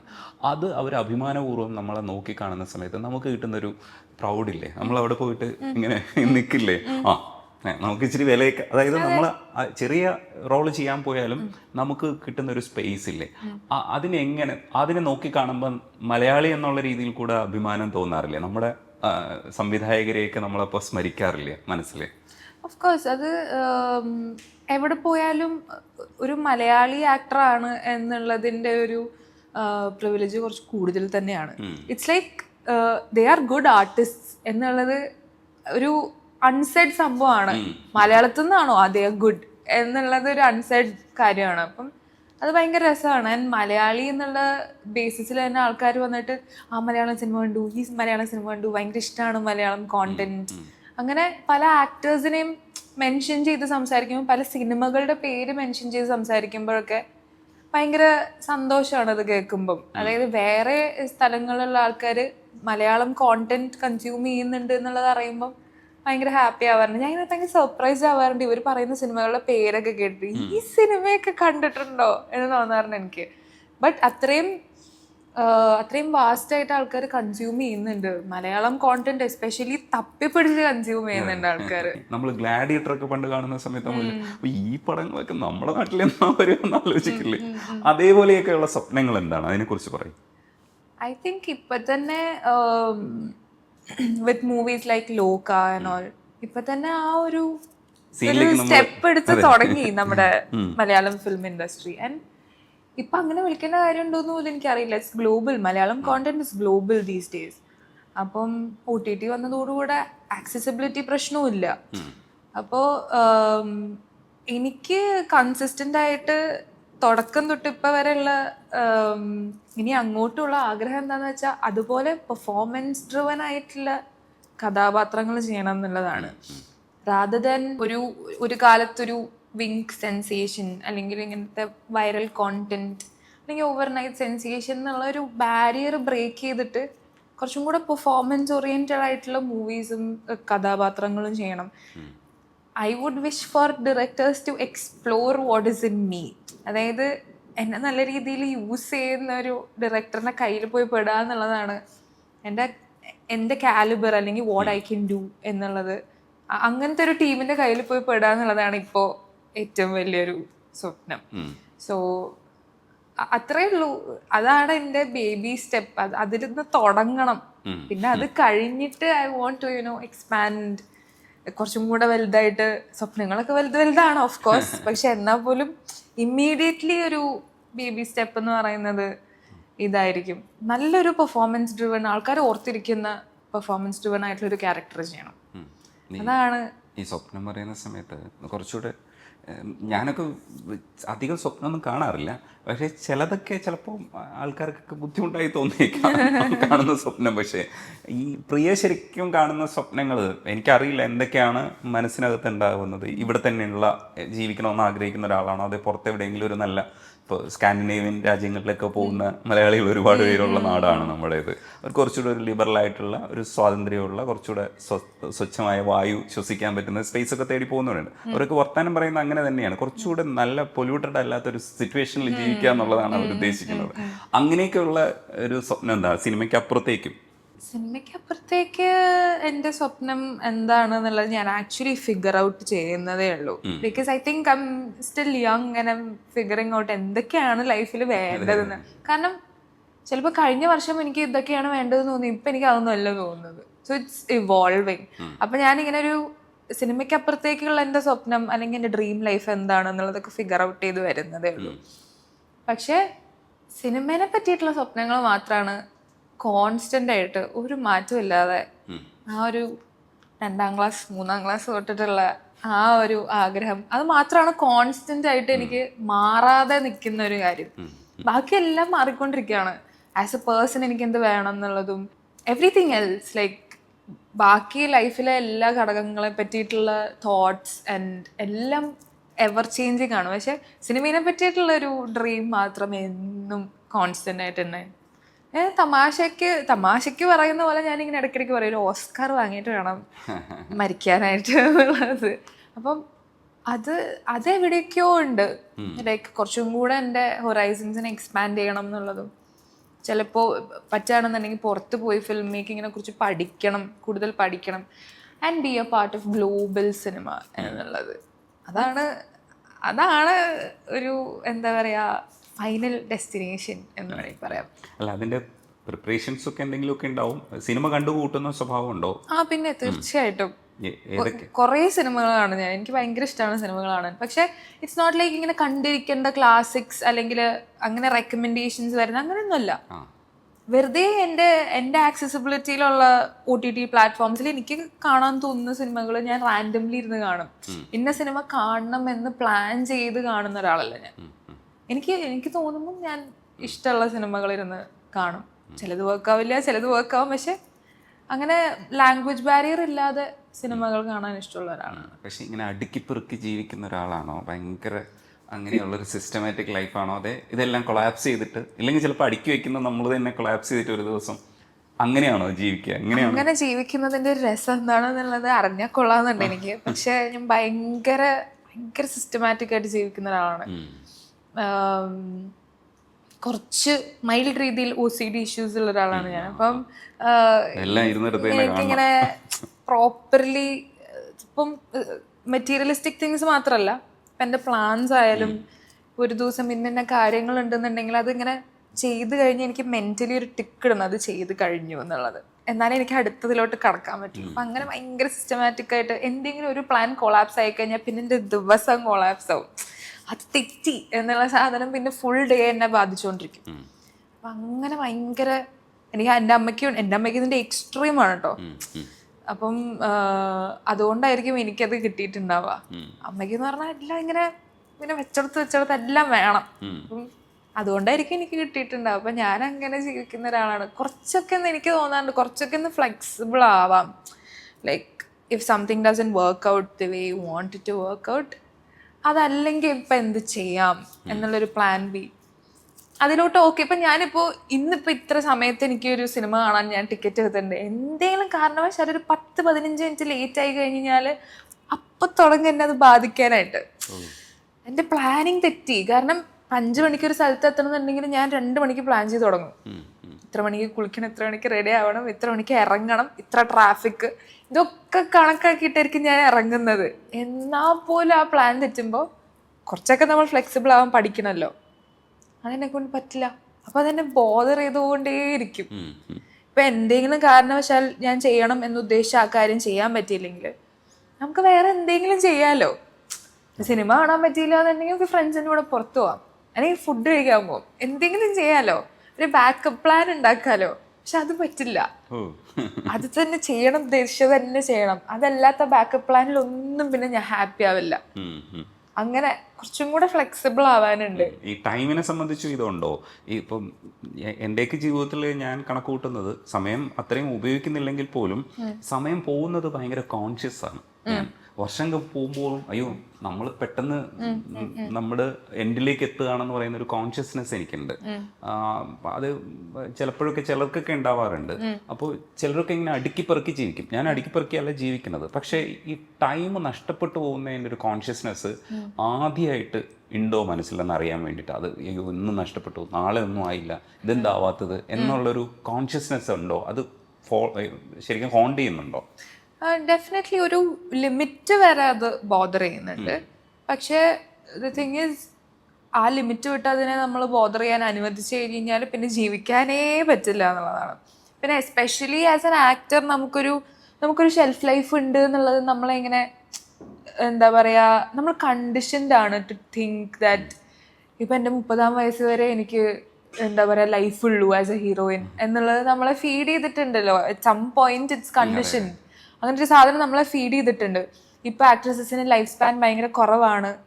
ഇപ്പം പണ്ടത്തെ ഒരു തൃഷ മാമോ നയൻതാര മാം പോലെ ഇപ്പം ആക്ട്രസസിന് ഷെൽഫ് ലൈഫ് ഇല്ല എന്നുള്ളൊരു സാധനം നമ്മൾ കണ്ടീഷൻ ടു തിങ്ക് ആണ്. അപ്പം അത് ഇടയ്ക്കിടയ്ക്ക് ബോദർ ചെയ്യും. അയ്യോ എനിക്കിത്ര പ്രായമാവുന്നുണ്ട്, വർക്ക് നമ്മൾ വിചാരിച്ച പോലെ അങ്ങോട്ട് ഇതാവുന്നില്ല, ഇനി ടൈം കഴിഞ്ഞു പോവോ എന്നുള്ളൊരു സാധനം ഇടയ്ക്ക് തോന്നാറുണ്ട്. പക്ഷെ പിന്നെ I only bounce back to thinking no, I am really young, എനിക്ക് ഇനിയും ഒരുപാട് സമയമുണ്ട്, ഇറ്റ്സ് ഓക്കെ എന്നുള്ളൊരു സാധനത്തിലേക്ക് ഞാൻ തന്നെ ബൗൺസ് ബാക്ക് ചെയ്യും. അല്ലാന്നുണ്ടെങ്കിൽ രക്ഷയില്ല. അല്ലാന്നുണ്ടെങ്കിൽ it will consume you all day every day. അല്ലെങ്കിൽ തന്നെ നമുക്ക് സ്ട്രെസ് ഉണ്ട്. ആസ് ആക്ടേഴ്സ് നമുക്ക് ഇൻസ്റ്റെബിലിറ്റി എന്ന് പറയുന്നൊരു സാധനം ഗിവൺ ആണല്ലോ. ചിലപ്പോൾ ഒരു മാസം വർക്ക് ചെയ്ത് അടുത്തൊരു മാസം വെറുതെ ഇരിക്കുക എന്നുള്ളൊരു 9 to 5 ജോബ് തരുന്നൊരു സ്റ്റെബിലിറ്റി നമുക്കില്ല. സോ അത് ഓൾറെഡി നമ്മൾ ഡീൽ ചെയ്യുന്നുണ്ട്. അതിൻ്റെ കൂടെ ഈ എന്താ പറയുക ലൈഫ് ഇങ്ങനെ പാസ് ചെയ്ത് പോയിക്കൊണ്ടിരിക്കുകയാണ് നമ്മളെ എന്നുള്ള സാധനം കൂടെ ബോദർ ചെയ്ത് കഴിഞ്ഞ് കഴിഞ്ഞാൽ I don't think you can function. And എന്നെ പോലത്തെ ഒരാൾക്കൊക്കെ അങ്ങനത്തെ ഒരു സ്ട്രെസ് ഒക്കെ തലയിൽ കയറി കഴിഞ്ഞ് കഴിഞ്ഞാൽ ആ ലൂപ്പിന്ന് പുറത്തു വരാൻ ഭയങ്കര പാടായിരിക്കും. അതുകൊണ്ട് I take active efforts to അങ്ങനെ ഒരു ലൂപ്പിൽ സ്റ്റക്ക് ആവാതിരിക്കുക. ഇറ്റ്സ് ഓക്കെ, ടൈം ഉണ്ട്, ശരിയായ സമയത്ത് ശരിയായ കാര്യങ്ങൾ വരും എന്നുള്ളതിലേക്ക് ബൗൺസ് ബാക്ക് ചെയ്യാൻ ഞാൻ എപ്പോഴും ട്രൈ ചെയ്യും. ഈ ലൈഫ് എന്ന് പറയുന്ന വാക്ക് ശരിക്കും കുറച്ചൊരു വലിയ വാക്കാണ്. അതൊക്കെ അങ്ങനെ തന്നെ മനസ്സിലാക്കുന്ന വായന ഉണ്ടോ എന്ന് എനിക്ക് അറിഞ്ഞുകൂടാ. ഈ എൻ്റെയൊക്കെ മനസ്സിനകത്ത് ലൈഫ് എന്ന് കേൾക്കുമ്പോൾ പലതും ഒക്കെ ഓർമ്മ വരും. ലൈഫ് എന്ന് വെച്ചാൽ എന്താണ്, അയ്യോ നമ്മൾ ജീവിച്ചില്ലല്ലോ എന്ന് വരെ ഉണ്ട്, ഇനി എന്നാ ജീവിക്കുക എന്നും തോന്നാറുണ്ട്. ചിലപ്പോഴൊക്കെ തോന്നും അല്ല ഞാൻ ജീവിക്കുന്നുണ്ട്, ഇതൊക്കെയാണ് ലൈഫ്, നമുക്ക് കിട്ടാവുന്ന ഇതൊക്കെയാണ്, നമ്മൾ ഇതൊക്കെയാണ് നമുക്ക് എടുക്കാൻ പറ്റുന്നത്, അതൊക്കെ നമ്മൾ എടുക്കുന്നുണ്ട്, നമ്മൾ ജീവിക്കുന്നുണ്ടെന്ന് തോന്നും. അങ്ങനെ ഒരു ആശങ്ക എപ്പോഴെങ്കിലും ഒക്കെ ഉണ്ടോ? ഇതല്ല ലൈഫ്, വേറൊരു തരത്തിലുള്ള ലൈഫാണ് നമ്മൾ എടുക്കേണ്ടത്, സാറ്റിസ്ഫൈഡ് അല്ല? അങ്ങനെയല്ല. പക്ഷെ ലൈഫ് ആസ് എ ഹോൾ എന്താണ് എന്നുള്ളത് ഞാൻ നേരത്തെ പറഞ്ഞ പോലെ I'm still figuring it out. ഇപ്പം എന്താന്ന് വെച്ചാൽ ഇപ്പോൾ I'm at this point of life where എനിക്ക് ലൈഫ് എന്ന് പറഞ്ഞ സിനിമയാണ്. Everything is about cinema. ഇപ്പൊ ഞാൻ പലവരും പറയുന്ന കേട്ടിട്ടുണ്ട്, സിനിമ എൻ്റെ ലൈഫല്ല, cinema is just part of my life എന്നുള്ളത് റിയലൈസ് ചെയ്യുന്നിടത്ത് it becomes better and beautiful എന്നുള്ളത്. പക്ഷെ ഞാൻ ആ ഒരു സ്റ്റേറ്റിലോട്ട് എത്തിയിട്ടില്ല. സത്യം പറഞ്ഞാൽ ഞാൻ അതിലോട്ട് എത്തിയിട്ടില്ല. കാരണം ഞാനിപ്പോഴും ഈ ഫേസിലാണ്. വേറെ എനിക്ക് സിനിമ കാണാനല്ല, എനിക്ക് സിനിമ ചെയ്യണം, വർക്ക് ചെയ്യണം. അതാണ് എൻ്റെ ടോപ്പ് പ്രയോറിറ്റി. അത് കഴിഞ്ഞിട്ടേ ഉള്ളൂ ബാക്കി എന്തും. അപ്പോൾ മേ ബി എൻ്റെ ലൈഫിലുള്ള ഇപ്പോൾ പേരൻസ് ആണെങ്കിലും ശരി, ഫ്രണ്ട്സ് ആണെങ്കിലും ശരി, എൻ്റെ ലൈഫിലുള്ള ആൾക്കാരൊക്കെ അത് മനസ്സിലാക്കുന്ന ആൾക്കാരാണ്. അവർക്കറിയാം എൻ്റെ ഫസ്റ്റ് പ്രയോറിറ്റി ഇതാണ് എന്നുള്ളത്, എസ്പെഷ്യലി മൈ പേരൻസ്. അപ്പം അവരും ഒരിക്കലും എന്താ പറയുക, നീ ബാക്കിയുള്ള ലൈഫ് എൻജോയ് ചെയ്യും. ഞാൻ ആസ് എ യങ്സ്റ്റർ ബാക്കി ലൈഫ് എൻജോയ് ചെയ്യേണ്ടതൊക്കെ ഞാൻ ചെയ്യുന്നുണ്ടെന്ന് വിചാരിക്കുന്നു. പക്ഷെ എന്നാൽ പോലും ഒരു 90% എൻ്റെ ലൈഫ് കൺസ്യൂം ചെയ്യുന്നത് സിനിമയാണ്. സിനിമ ചെയ്യണം എന്നുള്ളൊരു ആ ഒരു ഡെസ്പിറേഷൻ, എൻ്റെ ആഗ്രഹമാണ് കൂടുതൽ കൺസ്യൂം ചെയ്യുന്നത്. അല്ലാത്ത സമയത്ത് ട്രാവൽ ചെയ്യുക, ഫാമിലി ആൻഡ് ലവ്ഡ് വൺസിൻ്റെ കൂടെ ടൈം സ്പെൻഡ് ചെയ്യുക, അത്രയൊക്കെ ഉള്ളൂ എനിക്ക് ലൈഫ് എന്ന് പറഞ്ഞാൽ. അത്രയേ ഉള്ളൂ. Like for me that is it. കുറേ കൂടെ പുതിയ സ്ഥലങ്ങളിലോട്ട് ട്രാവൽ ചെയ്യുക, കുറേ വേറെ ലൈഫ് സ്റ്റൈല് കാണുക, അഡാപ്റ്റ് ചെയ്യാൻ പറ്റുന്നത് അഡാപ്റ്റ് ചെയ്യുക, നമ്മുടെ പേഴ്സ്പെക്റ്റീവ്സ് എത്ര വലുതാക്കാൻ പറ്റുമോ അത്രയും വലുതാക്കുക എന്നുള്ളതൊക്കെ. അതിൻ്റെ അപ്പുറത്തേക്ക് for me I think life is about the loved once and ബാക്കി ആ ഒരു ചെറിയ ലോകം ഉണ്ടല്ലോ, അതാണ് എനിക്ക് ലൈഫ്. അതിൻ്റെ അപ്പുറത്തേക്ക് പേഴ്സണലി എനിക്ക് വേറെ വലിയ ആഗ്രഹങ്ങളോ അങ്ങനെയൊന്നുമില്ല. ബട്ട് 90% കൺസ്യൂം ചെയ്യുന്നത് സിനിമ തന്നെയാണ്. ഈ വില്ലൻ നായകൻ കോൺസെപ്റ്റ് കുറച്ചുകൂടെ മാറുന്നുണ്ട്. ഇതിൻ്റെ രണ്ട് പേഴ്സ്പെക്റ്റീവിലും നമുക്ക് കാണാൻ പറ്റും. ഇല്ലെങ്കിൽ തന്നെ നമ്മളിപ്പോൾ റൈറ്റിംഗ് സ്റ്റൈൽ കുറേ മാറിയിട്ടുണ്ട്, നമ്മുടെ സിനിമ കുറേ കൂടെ മാറുന്നുണ്ട്. അപ്പോൾ നമ്മൾ വില്ലൻ എന്ന് കരുതുന്നവരൊന്നും ആയിരിക്കില്ല വില്ലൻ. അപ്പോൾ അതിൻ്റെ കുറച്ച് കാര്യങ്ങളൊക്കെ ചിന്തിക്കുന്ന സമയത്ത് ഈ റൈറ്റേഴ്സിൻ്റെ മാത്രം ഉത്തരവാദിത്തമായിട്ടാണ് ചിലരൊക്കെ കാണുന്നത്. ചില ആർട്ടിസ്റ്റുകളൊക്കെ പക്ഷേ അവരുടെ സ്വന്തം അഭിപ്രായങ്ങളും കൂടെ ഈ പറഞ്ഞ് ഇതിൽ പങ്കെടുക്കാൻ ശ്രമിക്കും. ഇങ്ങനെയല്ലേ പെർസ്പെക്റ്റീവ് വരിക എന്ന് ചിന്തിക്കും. ഇത് ഏത് വഴിക്ക് പോകണമെന്നാണ് പ്രിയ ആഗ്രഹിക്കുന്നതെന്ന് എനിക്കറിയില്ല. അതായത് റൈറ്റേഴ്സ് തരും, സംവിധായകൻ പറയും അത് ഞാൻ ചെയ്തോളാം എന്ന് പറയുന്നത് ഒരു നല്ല പരിപാടിയാണ്, ഒരു പ്രൊഫഷണൽ വഴിയാണ്. പക്ഷെ എങ്കിലും നമ്മളുടെ ഭാഗമാവുന്ന ചില സിനിമകൾ മേക്ക് ചെയ്യണമെന്ന് ആഗ്രഹിക്കുന്നവർ കൂടിക്കൂടി വരികയാണ്. പ്രിയ അങ്ങനെ എന്തെങ്കിലുമൊക്കെ വായനയും അത്തരത്തിലുള്ള ഡിസ്കഷൻസും ഒക്കെ നടത്തുന്നുണ്ടോ? ഇതിൻ്റെ ഭാഗമായി തന്നെ നമ്മളൂടെ നയിക്കുന്ന ഒരു വഴിയിൽ പോകണം, ഇല്ലെങ്കിൽ ഇന്ന ക്യാരക്ടർ ഇങ്ങനെ വരണം, അപ്പം അതുകൊണ്ട് ഞാനും കുറച്ച് എക്വിപ്ഡ് ആവണം, പഠിക്കേണ്ടതുണ്ട്. പെർസ്പെക്റ്റീവ്സ് വരണമെങ്കിൽ നമ്മൾ ആ ക്യാരക്ടറിൻ്റെ ഉള്ളിൽ പോകണം, എങ്കിലേ നമ്മളത് അയാൾ ചെയ്യുന്നത് ശരിയാണോ തെറ്റാണോ എന്നൊക്കെ മനസ്സിലാക്കുമ്പോൾ കിട്ടുന്ന ചില കാര്യങ്ങളുണ്ട്. അങ്ങനെയാണ് ഇന്നത്തെ സിനിമ പോകുന്നത്. അല്ലാതെ അയാൾ കൊടുക്കാൻ പറയുന്ന ആ ഒരു ആക്ഷൻ പറയുമ്പോൾ എക്സ്പ്രഷൻ മാത്രമല്ലല്ലോ സിനിമ. ഏത് വഴിക്കാണ് ചിന്തിക്കണേന്ന് അറിയാൻ വേണ്ടി ചോദിക്കാം. ഞാനെപ്പോഴും വിശ്വസിക്കുന്നത് സിനിമ എന്ന് പറയുന്ന ഒരു കൊളാബറേറ്റീവ് എഫേർട്ടാണ്. ആൻഡ് അങ്ങനെ ചെയ്യുന്ന സിനിമകൾ എന്നും സ്പെഷ്യലായിരിക്കും. ഇപ്പം ഞാൻ ചെയ്യുന്ന എല്ലാ സിനിമകളും വെച്ച് നോക്കുമ്പോഴും 4 years എനിക്ക് ഭയങ്കര സ്പെഷ്യലാണ്. അതുകൊണ്ട് കാരണം ഞങ്ങളും അത്രയും തന്നെ എഫേർട്ട് ഇട്ട് we poured our heart into it. അതുകൊണ്ട് അത് അത്രയും സ്പെഷ്യൽ ആയിട്ടുള്ളൊരു ഫിലിമാണ്. അതേപോലെ എനിക്ക് അങ്ങനെ കൊളാബറേറ്റ് ചെയ്ത് ചെയ്യാൻ പറ്റുന്ന ഓപ്പർച്യൂണിറ്റീസ് വരണമെന്ന് എനിക്ക് ഭയങ്കര ആഗ്രഹമാണ്. ഇപ്പം എൻ്റെ അപ്കമിങ് പ്രോജക്റ്റ് അങ്ങനെയുള്ളൊരു പ്രോജക്റ്റാണ്. ഹോട്ട്സ്റ്റാറിന് വേണ്ടിയിട്ടുള്ള കസിൻസ് ആൻഡ് കല്യാണംസ് പറഞ്ഞിട്ടുള്ളൊരു സീരീസാണത്. അപ്പം അത് നമ്മൾ എല്ലാവരും ആസ് എ ഗ്രൂപ്പ് കൊളാബറേറ്റ് ചെയ്ത് ഒരുമിച്ച് വർക്ക്ഷോപ്സ് ഒക്കെ അറ്റൻഡ് ചെയ്ത്, അപ്പം അങ്ങനത്തെ പ്രോജക്ട്സ് കുറച്ചും കൂടെ അടിപൊളിയായിരിക്കും, കുറച്ചും കൂടെ എൻജോയബിൾ ആയിരിക്കും നമുക്ക് ചെയ്യാനായിട്ട്. ഒരു ഗിവ് ആൻഡ് ടേക്ക് ആണല്ലോ എല്ലാ കാര്യങ്ങളും പോലെ തന്നെ cinemas also give and take. അപ്പം നമുക്ക് ഇപ്പോൾ ഒരു പേരന്റൽ റിലേഷൻഷിപ്പ് പോലെ അല്ല, ഞാൻ പറയുന്നു നിങ്ങൾ കേൾക്കുന്നു എന്നുള്ളതല്ല. Obviously it's A give and take. നമുക്ക് എന്തെങ്കിലും സജഷൻസ് അല്ലെങ്കിൽ എന്തെങ്കിലും ഒരു മാറ്റർ കൺവേ ചെയ്യാനുണ്ടെന്നുണ്ടെങ്കിൽ അതൊരു ഗിവ് ആൻഡ് ടേക്ക് ആകുമ്പോൾ അത് കുറച്ചും കൂടെ രസമായിരിക്കും. അപ്പം എനിക്ക് തോന്നുന്നു ഇപ്പോൾ ആ ഒരു കൺവെൻഷണൽ രീതി ഓഫ് ഫിലിം മേക്കിംഗ് ഒക്കെ ബ്രേക്ക് ചെയ്തുകൊണ്ടിരിക്കുന്ന ഒരു സമയമാണ്. I feel like right now it is a collaborative effort and എല്ലാവരുടെയും സേക്ക് ഒരു വാല്യൂ ഉണ്ട് എന്നുള്ളത് എനിക്ക് തോന്നുന്നു. Now it's all changing. എല്ലാവരുടെയും പെർസ്പെക്റ്റീവിനുള്ള സ്പേസ് ഉണ്ട്, എല്ലാത്തിനുള്ള സ്പേസ് ഉണ്ട് എന്ന് എനിക്ക് തോന്നുന്നു. ഇപ്പോഴത്തെ അറ്റ്ലീസ്റ്റ് ലൈക്ക് ഈ ജനറേഷനിലുള്ള ഫിലിം മേക്കേഴ്സ് ഒക്കെ അങ്ങനെ തന്നെ വർക്ക് ചെയ്യുന്ന ആൾക്കാരാണെന്ന് തോന്നുന്നു എനിക്ക്. ജസ്റ്റ് സിനിമയിൽ നമ്മൾ ഭയങ്കരമായിട്ട് മുന്നോട്ട് വന്നാൽ മതി എന്നാണോ ആഗ്രഹിക്കുന്നത്? അതേ പക്ഷെ നമ്മുടെ ചില പക്ഷങ്ങളും കൂടെ പിടിച്ച് നമ്മൾ ഹാൻഡിൽ ചെയ്ത് സ്ത്രീകൾ മുന്നിലേക്ക് വരണമെന്നൊക്കെ ആഗ്രഹിക്കുന്ന ഫിലിം മേക്കേഴ്സ് ഉണ്ട്. അപ്പം അത്തരത്തിൽ നിൽക്കാനാണോ ആഗ്രഹിക്കുന്നത്? എനിക്ക് ആക്ച്വലി അങ്ങനത്തെ റെസ്പോൺസിബിലിറ്റീസ് അങ്ങനത്തെ റെസ്പോൺസിബിലിറ്റീസ് ഹാൻഡിൽ ചെയ്യാനും അങ്ങനത്തെ റെസ്പോൺസിബിലിറ്റീസ് ഷോൾഡർ ചെയ്യാനും പറ്റുന്ന ഒരു ലെവലിലേക്ക് എത്തണമെന്നുണ്ട് ഫസ്റ്റ് ഓഫ് ഓൾ. ലൈക്ക് ഇപ്പോൾ എനിക്ക് ഇപ്പം ഞാൻ നിൽക്കുന്ന ഒരു സിറ്റുവേഷനിൽ maybe I cannot contribute a lot to it. ഞാൻ എന്നാണോ സിനിമേനെ തന്നെ ഷോൾഡർ ചെയ്യാൻ തുടങ്ങുന്നത്, എന്നാണോ എനിക്കൊരു കമേഴ്ഷ്യൽ വാല്യൂ ഉണ്ടാവുന്നത്, അന്നാണ് എനിക്ക് എൻ്റെ what I want to do for it, അല്ലെങ്കിൽ as a community what I want to do for it, അല്ലെങ്കിൽ എൻ്റെ റെസ്പോൺസിബിലിറ്റീസ് അല്ലെങ്കിൽ എൻ്റെ ഡ്യൂട്ടീസും ഞാൻ വിശ്വസിക്കുന്ന കാര്യത്തിൽ എനിക്ക് കുറച്ചൊരു വോയിസും പവറും വരണം എന്നുണ്ടെങ്കിൽ ഞാൻ ആ ലെവലിലേക്ക് എത്തണം. First I want to work to that. അതിലേക്ക് എത്താൻ വേണ്ടിയിട്ടാണ് ഞാൻ വർക്ക് ചെയ്യുന്നത്. And then definitely I want to do a lot of things. Definitely അത്രയും സ്ട്രോങ് ആയിട്ട് ഇപ്പം ഉള്ള ആർട്ടിസ്റ്റ് പലരും സംസാരിക്കുന്നത് ഞാൻ കേട്ടിട്ടുണ്ട്. അവരുടെ സോഷ്യൽ റെസ്പോൺസിബിലിറ്റീസ് മനസ്സിൽ വെച്ചുകൊണ്ട് തന്നെ സംസാരിക്കുന്നത്. I want to be able to do that. അതിലേക്ക് എനിക്ക് എത്തണം എന്നുണ്ട്. So that I can like with power talk about it and be like ഇന്നതൊക്കെ ആണെങ്കിൽ ഇങ്ങനെയൊക്കെയാണ് എന്നുള്ളത് എനിക്ക് പറയാൻ പറ്റുന്ന ഒരു ലെവലിലേക്ക് എത്തണം. അതിനൊരു വാല്യൂ ഉള്ള ഒരു ആർട്ടിസ്റ്റ് ആയിട്ട് മാറുക എന്നുള്ളത്, കമേഴ്സ്യൽ വാല്യൂ ഉള്ള ആർട്ടിസ്റ്റിക് എന്നുള്ള അർത്ഥത്തിലല്ലാതെ തന്നെ. ഇപ്പോൾ പ്രിയയെ സംബന്ധിച്ചിടത്തോളം എന്തെങ്കിലുമൊക്കെ വർത്താനം പറയാൻ ശ്രമിക്കുന്ന സമയത്ത് ഈ ഭയം എങ്ങനെ പിന്നോട്ട് വലിക്കുമോ? ഇത് നാളെ ഇതെങ്ങനെ എന്ന് വെച്ചാൽ ഒന്നാമത് തന്നെ ഒരു ഭയമുള്ളൊരു സ്പേസിൽ, ഒരു ഭയമുള്ള അവസ്ഥയിലാണ് നിൽക്കുന്നത്. അപ്പോൾ അതെപ്പോഴെങ്കിലും പിന്നോട്ട് വലിക്കാറുണ്ടോ? ഇതിന് ഞാൻ രണ്ട് രീതിയിൽ കാണുന്നുണ്ട്. The first thing is that ഇതിൻ്റെ വേഴ്സ്റ്റ് ഞാൻ ആക്ച്വലി കണ്ടു കഴിഞ്ഞു എന്നുള്ളതാണ്. അതായത് ഒരു 18 വയസ്സായിരുന്ന സമയത്ത് എന്തൊക്കെ മണ്ടത്തരം ഒരു ഇൻ്റർവ്യൂവിൽ വിളിച്ചു പറയാൻ പറ്റുമോ അതൊക്കെ ഞാൻ പറഞ്ഞിട്ടുണ്ട്. അപ്പം അതിനുള്ള ബാക്ക്ലാഷൊക്കെ ഞാൻ ഏറ്റു വാങ്ങിയിട്ടുണ്ട്. സോ അതവിടെ കഴിഞ്ഞു. ഇനി അതിലും മോശമായിട്ട് എന്തെങ്കിലും സംഭവിക്കണം എന്നുണ്ടെങ്കിൽ അതിലും പൊട്ടത്തിട്ട് ഞാൻ എന്തെങ്കിലും പറയണം.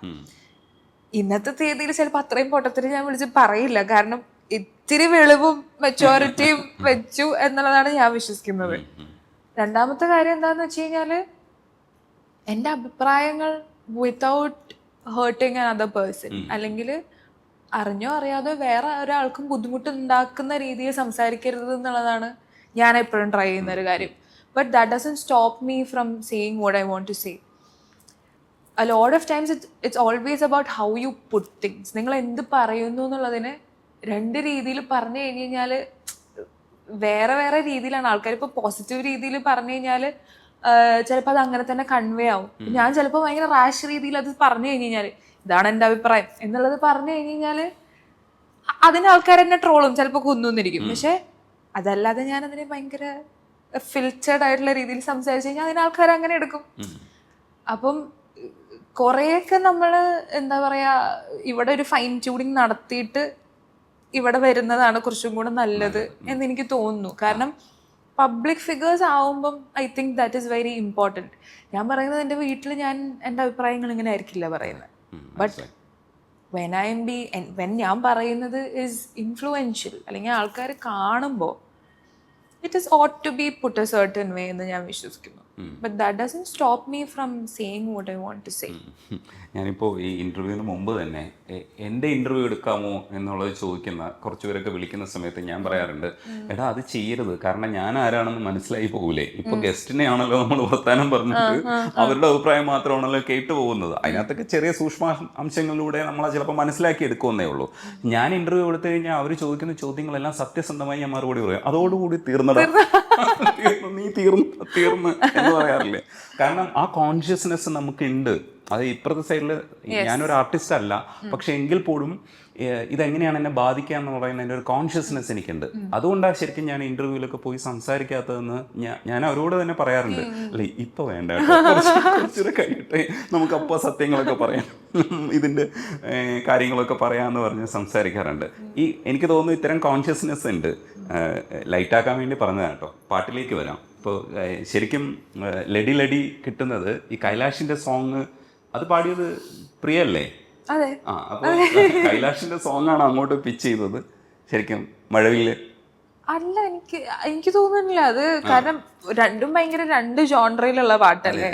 അപ്പൊ എനിക്ക് തോന്നുന്നു ഞാൻ പാടും എന്നൊരു ജനറൽ ഐഡിയ മിക്ക ആൾക്കാർക്കും ഉണ്ടെന്ന് തോന്നുന്നു. ഇൻസ്റ്റാഗ്രാമിൽ വല്ലപ്പോഴൊക്കെ കവേഴ്സ് പാടി ഇടുന്നതുകൊണ്ട് അങ്ങനെ ഒരു ഐഡിയ ജനറലായിട്ട് ഉള്ളത് കൊണ്ട് ചിലപ്പോൾ അവർ അറ്റംപ്റ്റ് ചെയ്യുന്നോന്ന് ചോദിച്ചതായിരിക്കും. ലടി എനിക്ക് പാടാൻ പറ്റുന്ന യാതൊരു കോൺഫിഡൻസും ഉണ്ടായിരുന്നു. ഞാൻ പാട്ട് കേട്ടിട്ട് ഇത് ഫീമെയിൽ വോക്കൽസിൽ വന്നാൽ എങ്ങനെ ഇരിക്കും എന്നുള്ളതായിരുന്നു. കാരണം റഫ് ട്രാക്ക് ഒരു മെയിൽ വോക്കലാണ് ഞാൻ കേട്ടത്. പക്ഷെ അവർ അറ്റംപ്റ്റ് ചെയ്യാൻ പറഞ്ഞു, ഞാൻ അറ്റംപ്റ്റ് ചെയ്തു. അങ്ങനെ പക്ഷെ പാട്ട് കുറച്ചും കൂടി പ്രിവലന്റ് ആയിട്ട് എനിക്ക് ചെയ്യണമെന്നുണ്ട്. പാട്ട് പ്ലേ ബാക്ക് സിംഗിങ് എന്നുള്ളത് എനിക്ക് ഭയങ്കര ഇഷ്ടമുള്ളൊരു പരിപാടിയാണ്. അപ്പം വേറെ പ്രൊജക്ട്സിൽ അല്ലെങ്കിൽ പോലും ഞാനുള്ള പ്രൊജക്ട്സിൽ ചിലപ്പം എനിക്കൊരു പാട്ടുണ്ടെങ്കിൽ ഓഫ് കോഴ്സ്, പക്ഷേ വിളിക്കുകയാണെങ്കിൽ പാടും. പക്ഷെ ഇതാവുമ്പോൾ നമുക്ക് ചോദിക്കാലോ, നമ്മളുള്ള പ്രൊജക്ട്സ് ആവുമ്പോൾ നമുക്ക് ചോദിക്കാം പാട്ട് പാടാൻ അവസരം തരുമോ എന്നുള്ളത്.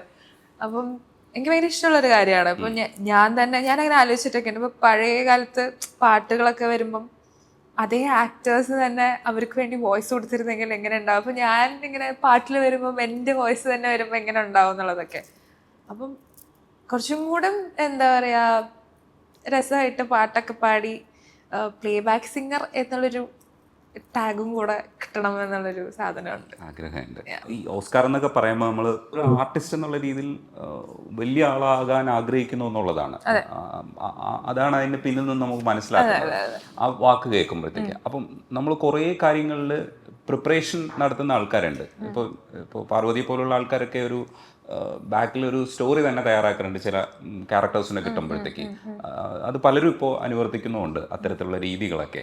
അപ്പം നമ്മൾ കണ്ണാടിയുടെ മുമ്പിലെങ്കിലും എല്ലാ ദിവസവും പ്രാക്ടീസ് ചെയ്തെങ്കിലും ഒക്കെ നോക്കേണ്ടി വരും ഇതൊക്കെ എങ്ങനെയൊക്കെയാണ് അവർ ചെയ്തേക്കുന്നതെന്ന്. വലിയ വലിയ ആൾക്കാർ വലിയ വലിയ ക്യാരക്ടേഴ്സിനൊക്കെ ചെയ്യുമ്പോൾ ഞാനൊക്കെ വിചാരിക്കാറുണ്ട്, അയ്യോ ഇത് കാണുമ്പോഴത്തേക്ക് ഞാൻ വിചാരിക്കാറുണ്ട് ഇത് എന്നെക്കൊണ്ട് പറ്റില്ല എന്ന് വെച്ചാൽ നമ്മൾ അഭിനയിക്കാൻ പോകുന്നില്ല, പക്ഷേ എന്നെക്കൊണ്ട് പറ്റില്ല, ഇതെങ്ങനെ ഞാൻ ഡയറക്റ്റ് ചെയ്യുമെന്നൊക്കെ ആലോചിക്കും. ഇതെങ്ങനെ ആ കുട്ടിക്ക് ഞാൻ പറഞ്ഞു കൊടുക്കും, ഈ ഇമോഷൻ എങ്ങനെയായിരിക്കും അയാൾ കാണിച്ചിട്ടുണ്ടാവുക എന്നൊക്കെ ആലോചിക്കില്ലേ.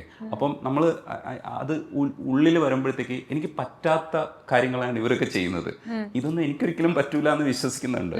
അപ്പം പക്ഷേ പ്രിയക്ക് അങ്ങനെ ആയിരിക്കണമെന്നില്ല. ചില കാര്യങ്ങളൊക്കെ കാണുമ്പോഴത്തേക്ക് ഇതിങ്ങനെ ചെയ്യാം, ഇത് ഞാൻ ചെയ്താൽ ഇങ്ങനെയായിരിക്കും ചെയ്യാമെന്നൊക്കെ ആലോചിക്കില്ലേ. അങ്ങനെ എന്തെങ്കിലുമൊക്കെ സ്വകാര്യതയിൽ അങ്ങനെ എന്തെങ്കിലുമൊക്കെ ചെയ്ത് നോക്കാറുണ്ടോ? കണ്ണാടിയിൽ നോക്കി അഭിനയിക്കാറുണ്ടോ? ഞാൻ വല്ലാതെ പ്രിപ്പറേഷൻസ് ചെയ്യുന്ന ഒരാളല്ല. എനിക്ക് തോന്നുന്നു there are method actors and there are people who are A little more spontaneous. എനിക്ക് തോന്നുന്നു ഞാൻ കുറച്ചും കൂടി ഒരു സ്പോണ്ടേനിയസ് കാറ്റഗറിയിലാണെന്ന് തോന്നുന്നു. എനിക്ക് റിപ്പീറ്റഡ്ലി ഞാൻ ചിലപ്പോൾ ചെയ്ത് നോക്കിക്കഴിഞ്ഞാൽ എനിക്ക് പലപ്പോഴും മെക്കാനിക്കലായിട്ട് തോന്നാറുണ്ട്. I like the element of surprise. ഇപ്പോൾ ചില സമയത്ത് നമ്മൾ ഒരു ടേക്കിൽ ചെയ്തായിരിക്കില്ല അടുത്ത ടേക്കിൽ ചെയ്യുന്നത്. അപ്പോൾ അതിൽ കുറച്ചും കൂടി ഒരു രസം ഉണ്ടാവും. നമ്മൾ പ്രിപ്പയർ ചെയ്ത് കഴിഞ്ഞ് കഴിഞ്ഞാൽ ചിലപ്പം ആ ഒരു ഇതിൽ നമ്മൾ ലോക്കായി പോകും, മെക്കാനിക്കലായി പോകും. ഇതാണ് ഓക്കെ എന്നുള്ളത്. അങ്ങനത്തെ സീൻസ് ചിലപ്പോൾ വേണ്ട സിറ്റുവേഷൻസ് ഉണ്ടാവുമായിരിക്കും കേട്ടോ, അതല്ലാന്നല്ല. പക്ഷെ കുറച്ചും കൂടെ ഫ്ലെക്സിബിളായിട്ട് ചെയ്യാൻ പറ്റണം എന്നാണ് എനിക്ക് തോന്നണത്. ഇപ്പം ഒരു ടേക്ക് കഴിഞ്ഞ് അടുത്ത ടേക്ക് ചെയ്യുന്ന സമയത്ത് എന്തെങ്കിലും ഒരു വേരിയേഷൻ നമുക്കതിൽ സബ് കോൺഷ്യസ്ലി തന്നെ കൊടുക്കാൻ പറ്റണം എന്ന് എനിക്ക് തോന്നുന്നു. അപ്പം ഞാൻ അങ്ങനെ വലിയ പ്രപ്പൊന്നും, പിന്നെ എന്നെ മോട്ടിവേറ്റ് ചെയ്യാൻ വേണ്ടിയിട്ട് ഞാൻ മിററിൽ നോക്കി സംസാരിക്കുന്ന അവാർഡുകളൊക്കെ വാങ്ങുന്ന ഒരാളാണ്. പക്ഷെ അതിൻ്റെ അപ്പുറത്തേക്ക് ആക്ടിങ് എന്നുള്ള രീതിയിൽ അങ്ങനെ ഭയങ്കര പ്രപ്പൊന്നും ചെയ്യാറില്ല. അല്ല, അതാണോ ശരിക്കും സെൽഫ് ബൂസ്റ്റിങ്ങിൻ്റെ പരിപാടി? അതാണോ മെയിനായിട്ട്? അതേ ആരെങ്കിലും പോയിട്ട് സംസാരിച്ച് നമ്മളെ കുറിച്ച് നല്ല 10 വാക്ക് കേൾക്കുമ്പോഴാണോ സുഖം കിട്ടുക? അങ്ങനെയല്ല, അങ്ങനെ ഒരു എന്താ പുറമേ എന്നുള്ളൊരു വാലിഡേഷന് വേണ്ടി ഞാൻ വെയിറ്റ് ചെയ്യാറില്ല. ദ തിങ് ഈസ് ചില സമയത്ത് നമുക്ക് എന്താ പറയാ ഒരു വേറെ ആരടുത്തും സംസാരിച്ചില്ലെങ്കിൽ പോലും നമ്മളുടെ അടുത്തുനിന്ന് തന്നെ നമുക്കൊരു പോസിറ്റിവിറ്റി കിട്ടേണ്ടതായിട്ടുണ്ടല്ലോ. You don't have to depend on somebody for that always. And നമുക്ക് ഒരിക്കലും റിലൈസ് ചെയ്യാൻ പറ്റാത്തൊരു കാര്യമാണ് പുറമേ എന്നുള്ളൊരു വാലിഡേഷൻ എന്ന് പറയുന്നത്. കാരണം അതെപ്പോഴും മാറി മറിഞ്ഞുകൊണ്ടൊക്കെ ഇരിക്കും. അപ്പോൾ we should be able to take that from ourselves. നമുക്ക് എപ്പോഴെങ്കിലും അത് ആവശ്യമുണ്ടെന്ന് തോന്നുമ്പോൾ we should be able to ask ourselves. അപ്പം അങ്ങനത്തെ പിന്നെ ഞാനിങ്ങനെ ഈ പറഞ്ഞ ഫാൻറ്റസി വേൾഡിൽ തന്നെ ജീവിക്കുന്ന ഒരാളായതുകൊണ്ട് എനിക്കിഷ്ടമാണ് ഇങ്ങനത്തെ സെനാരിയോസ് ഒക്കെ ക്രിയേറ്റ് ചെയ്ത്. ഞാൻ ചിലപ്പോൾ വേറെ എവിടെയെങ്കിലുമൊക്കെ ആയിരിക്കും, പല ആൾക്കാരുടെ കൂടെ ആയിരിക്കും, മിററിൽ നോക്കി ആ സെനാരിയോസ് ഒക്കെ ആക്ട് ഔട്ട് ചെയ്യാനൊക്കെ എനിക്ക് ഭയങ്കര ഇഷ്ടമാണ്. വെറുതെ വീട്ടിലാരും ഇല്ലാത്തപ്പം. ഓ അതെ, അല്ല നമ്മളോട് സംസാരിക്കുമോ? ഉറപ്പായിട്ടും ഉറക്കെ സംസാരിക്കും. ആസ് എൻ നമ്മളോട് തന്നെയല്ല, ഞാൻ സംസാരിക്കുന്നത് വേറെ 5 ക്യാരക്ടേഴ്സ് ഉണ്ടാവും അവിടെ. ആ. അവരോട് ഉണ്ടാവില്ലെങ്കിൽ പോലും അവരോട് ഉണ്ട് എന്റെ മനസ്സിൽ. ഓ, ഞാൻ അവരോട് സംസാരിക്കും. അതൊക്കെ പുറത്തുനിന്ന് ആൾക്കാരെ ഇവിടുത്തെ ആൾക്കാരെ ഇറക്കിയോ? അങ്ങനെയൊന്നുമില്ല. ചില സമയത്ത് ഞാൻ ചിലപ്പോ ഈ പറഞ്ഞ പോലെ ക്രിസ്റ്റഫർ നോളന്റെ ഒരു സെറ്റിലായിരിക്കും. ഓ, അവരടുത്ത് സംസാരിക്കുമ്പോ ഹേ ക്രിസ് അങ്ങനെയൊക്കെ ആയിരിക്കും. അപ്പൊ അതൊക്കെ ഓരോരോ വട്ട്, ചെറുപ്പം തൊട്ടേയുള്ള വട്ടുകളാണ് ഇത് അതൊക്കെ. എല്ലാവർക്കും ഉള്ള വട്ടാണ്. നമ്മളിപ്പം നമ്മളൊക്കെ ബാത്റൂമിൽ പാട്ട് പാടിയിട്ട് നമ്മൾ അഭിനന്ദിക്കുന്ന പരിപാടിയുണ്ട്. അതെ അതെ അതെ. അപ്പം അതേപോലെ തന്നെയാണ് അതൊക്കെ ചില സമയമൊക്കെ ഇപ്പൊ ഈ സ്വന്തം സംസാരിക്കുന്നതിൽ ഭയങ്കര എന്റർടൈൻമെന്റ് കണ്ടെത്തുന്ന ആൾക്കാരുണ്ട്. ഞാൻ ചില സമയം ഭയങ്കര സങ്കടം വരുന്ന സമയത്ത് അതില് സങ്കടപ്പെട്ട് സംസാരിക്കുന്ന ചില മൊമെന്റ്സുകളെ ഞാൻ ആസ്വദിച്ചിട്ടുണ്ട്. ബാക്കിയെല്ലാം മോശമായിട്ട് അത് ഒറ്റയ്ക്ക് സങ്കടപ്പെടാനൊന്നും വലിയ താല്പര്യമില്ല. ആൾക്കാരൊക്കെ ഉണ്ടെങ്കിൽ കുറച്ചുകൂടെയൊക്കെ സങ്കടം പ്രകടിപ്പിക്കുന്നതിൽ തെറ്റൊന്നും ഇല്ല എന്ന് ഞാൻ വിശ്വസിക്കുന്നു. പക്ഷെ ഒറ്റയ്ക്ക് ചിലർക്ക് ഭയങ്കരമായിട്ട് അങ്ങനെ അത് എന്റർടൈൻ ചെയ്യാറുണ്ട്. ഹാപ്പി ആയിട്ടുള്ള കാര്യങ്ങളൊന്നും ഞാൻ അങ്ങനെ ഒറ്റയ്ക്ക് ആസ്വദിച്ചിട്ടില്ല. പക്ഷെ ചില വളരെ ഉള്ളിലുള്ള നമുക്ക് പുറത്ത് ചിലപ്പോൾ പറയാൻ പറ്റാത്ത ചില സങ്കടങ്ങളൊക്കെ ഉണ്ടാവില്ല. അതെ. പിന്നെ നമ്മൾ ഇടയ്ക്ക് സങ്കടപ്പെടുമ്പോൾ ഞാൻ ആലോചിക്കും ഇതൊരു ആക്ടറായതിന്റെ വട്ടാണോ എന്നുള്ളത് എനിക്ക് അറിയില്ല കേട്ടോ. പക്ഷെ പിന്നെ ഒരുപാട് സിനിമകൾ കണ്ടിട്ടുള്ള വട്ടാണോ എന്ന് എനിക്കറിയില്ല. അപ്പൊ ഒറ്റയ്ക്കിരുന്ന് കരയുന്ന സമയത്തൊക്കെ ഇപ്പൊ ഞാൻ കരയുന്ന ആരെങ്കിലും കാണാനുണ്ടെന്നെങ്കിൽ അങ്ങനെയൊക്കെ തോന്നും. ഇപ്പൊ നമ്മൾ വിഷമിക്കുന്നത് ഈ കരച്ചിലെന്ന് കാണാൻ ആരെങ്കിലും ഉണ്ടായിരുന്നു അങ്ങനെയൊക്കെ തോന്നും. അല്ല, അങ്ങനെ ഒരു സാധനം ഞാൻ പറഞ്ഞുതരാം. ഞാൻ ഫോണിൽ സംസാരിക്കുന്ന സമയത്ത് എൻ്റെ വോയിസ് ഞാൻ ശ്രദ്ധിക്കും. അതും ഈ കാമുകിയുടെ അടുത്ത് സംസാരിക്കുമ്പോൾ ഉള്ള വോയിസ് ഞാൻ ശ്രദ്ധിച്ചിട്ടുണ്ട്. അപ്പോൾ എനിക്ക് തോന്നിയിട്ടുണ്ട് ഈ സാധനം ഡബിങ്ങിൽ കിട്ടിയിരുന്നെങ്കിലും പൊളിച്ചേന്ന് വിചാരിക്കില്ലേ?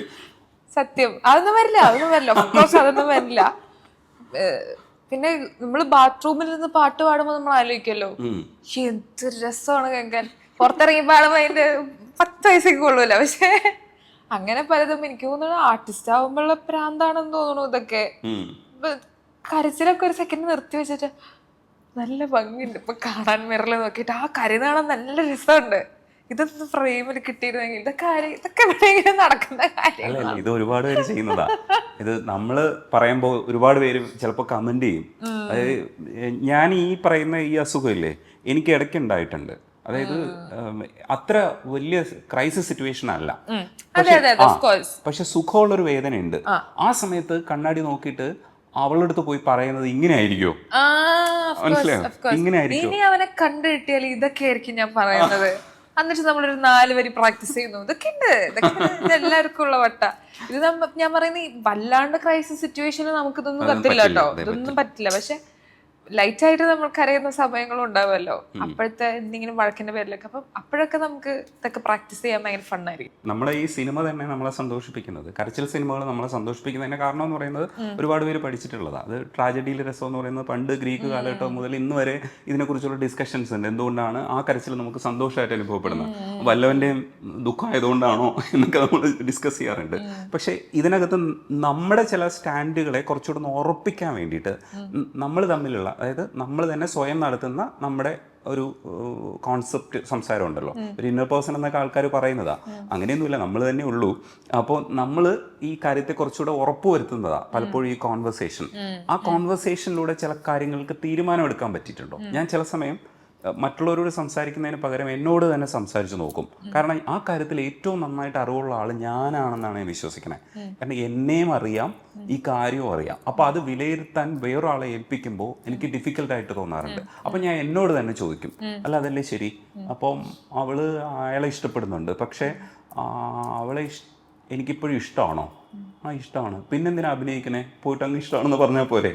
അവളെ അപ്പോഴും നമുക്ക് ഇഷ്ടമാണ്, അപ്പോൾ പിന്നെ അത് പറഞ്ഞുകൂടെ എന്ന് ചോദിക്കും. ഈ കോൺവെർസേഷൻ വേറെ ആളെ കൊണ്ടുവന്നാലേ അയാൾ പറയും, എന്തിനാടാ നിന്നെ തേച്ചിട്ട് പോയി അവളുടെ അടുത്ത് നീ എന്തിനാ ഇഷ്ടം കൂടണമെന്ന് ചോദിക്കില്ലേ? ഇത്തരം കോൺവെർസേഷനിൽ സഹായിച്ചിട്ടുണ്ടോ തീരുമാനം എടുക്കാൻ? ഞാൻ കൂടുതലും പല ഡിസിഷൻസും അങ്ങനെ എടുക്കുന്ന ഒരാളാണ്. എനിക്ക് പെർസ്പെക്റ്റീവ്സ് ഇമ്പോർട്ടൻ്റ് ആണ് ഓഫ് കോഴ്സ്, പക്ഷേ എന്തുകൊണ്ടും I have always been capable of thinking in different perspectives. ഇപ്പം ചില ആൾക്കാർക്ക് അവനവൻ്റെ പെർസ്പെക്റ്റീവ് എന്ന് മാത്രമേ ചിന്തിക്കാൻ പറ്റുള്ളൂ. പക്ഷേ ഞാൻ കുറച്ചും കൂടെ ചെറുപ്പം തൊട്ടേ ഞാൻ കുറച്ചും കൂടെ ബ്രോഡറായിട്ട് ചിന്തിക്കണം എന്ന് ആഗ്രഹിക്കുന്ന ഒരാളാണ്. ഇപ്പോൾ പെട്ടെന്ന് തന്നെ ഒരാളുടെ ആക്ഷൻസിനെ നമ്മൾ വിലയിരുത്താതെ അവരേത് പെർസ്പെക്റ്റീവ് എന്നായിരിക്കും അല്ലെങ്കിൽ അവരെന്തായിരിക്കും ചിന്തിക്കുന്നത് എന്നുള്ളത് കുറച്ചും കൂടെ ബെറ്റർ ആയിട്ട് എനിക്ക് മനസ്സിലാക്കാൻ പറ്റിയിട്ടുണ്ട് ആഫ്റ്റർ ബിക്കമിങ് എൻ ആക്ടർ. അതായത് ഇപ്പം നമ്മൾ പണ്ടൊക്കെ ആണെങ്കിൽ ഒരു നോർമൽ ഓഡിയൻസ് എന്നുള്ള രീതിയിൽ ഇപ്പോൾ ഒരു ആക്ടർ നമ്മളെ കണ്ട് നമ്മളൊരു സെൽഫി ചോദിച്ചു പറ്റില്ല എന്ന് പറഞ്ഞു കഴിഞ്ഞാൽ നമ്മൾ അവന് ഭയങ്കര ജാടയാണ് അത് നമ്മൾ പറയുമായിരിക്കും. പക്ഷെ when you are putting yourself in that shoes നമുക്ക് മനസ്സിലാവും that maybe he's had a bad day, maybe he's running late, maybe he's not in a good mood. ഇത് നമുക്ക് ചിന്തിക്കാൻ പറ്റണമല്ലോ. പലപ്പോഴും the thing is with a lot of people they not able to think from a different perspective. എപ്പോഴും അവരുടെ ഒരു പെർസ്പെക്റ്റീവിൽ ലോക്കാണ്.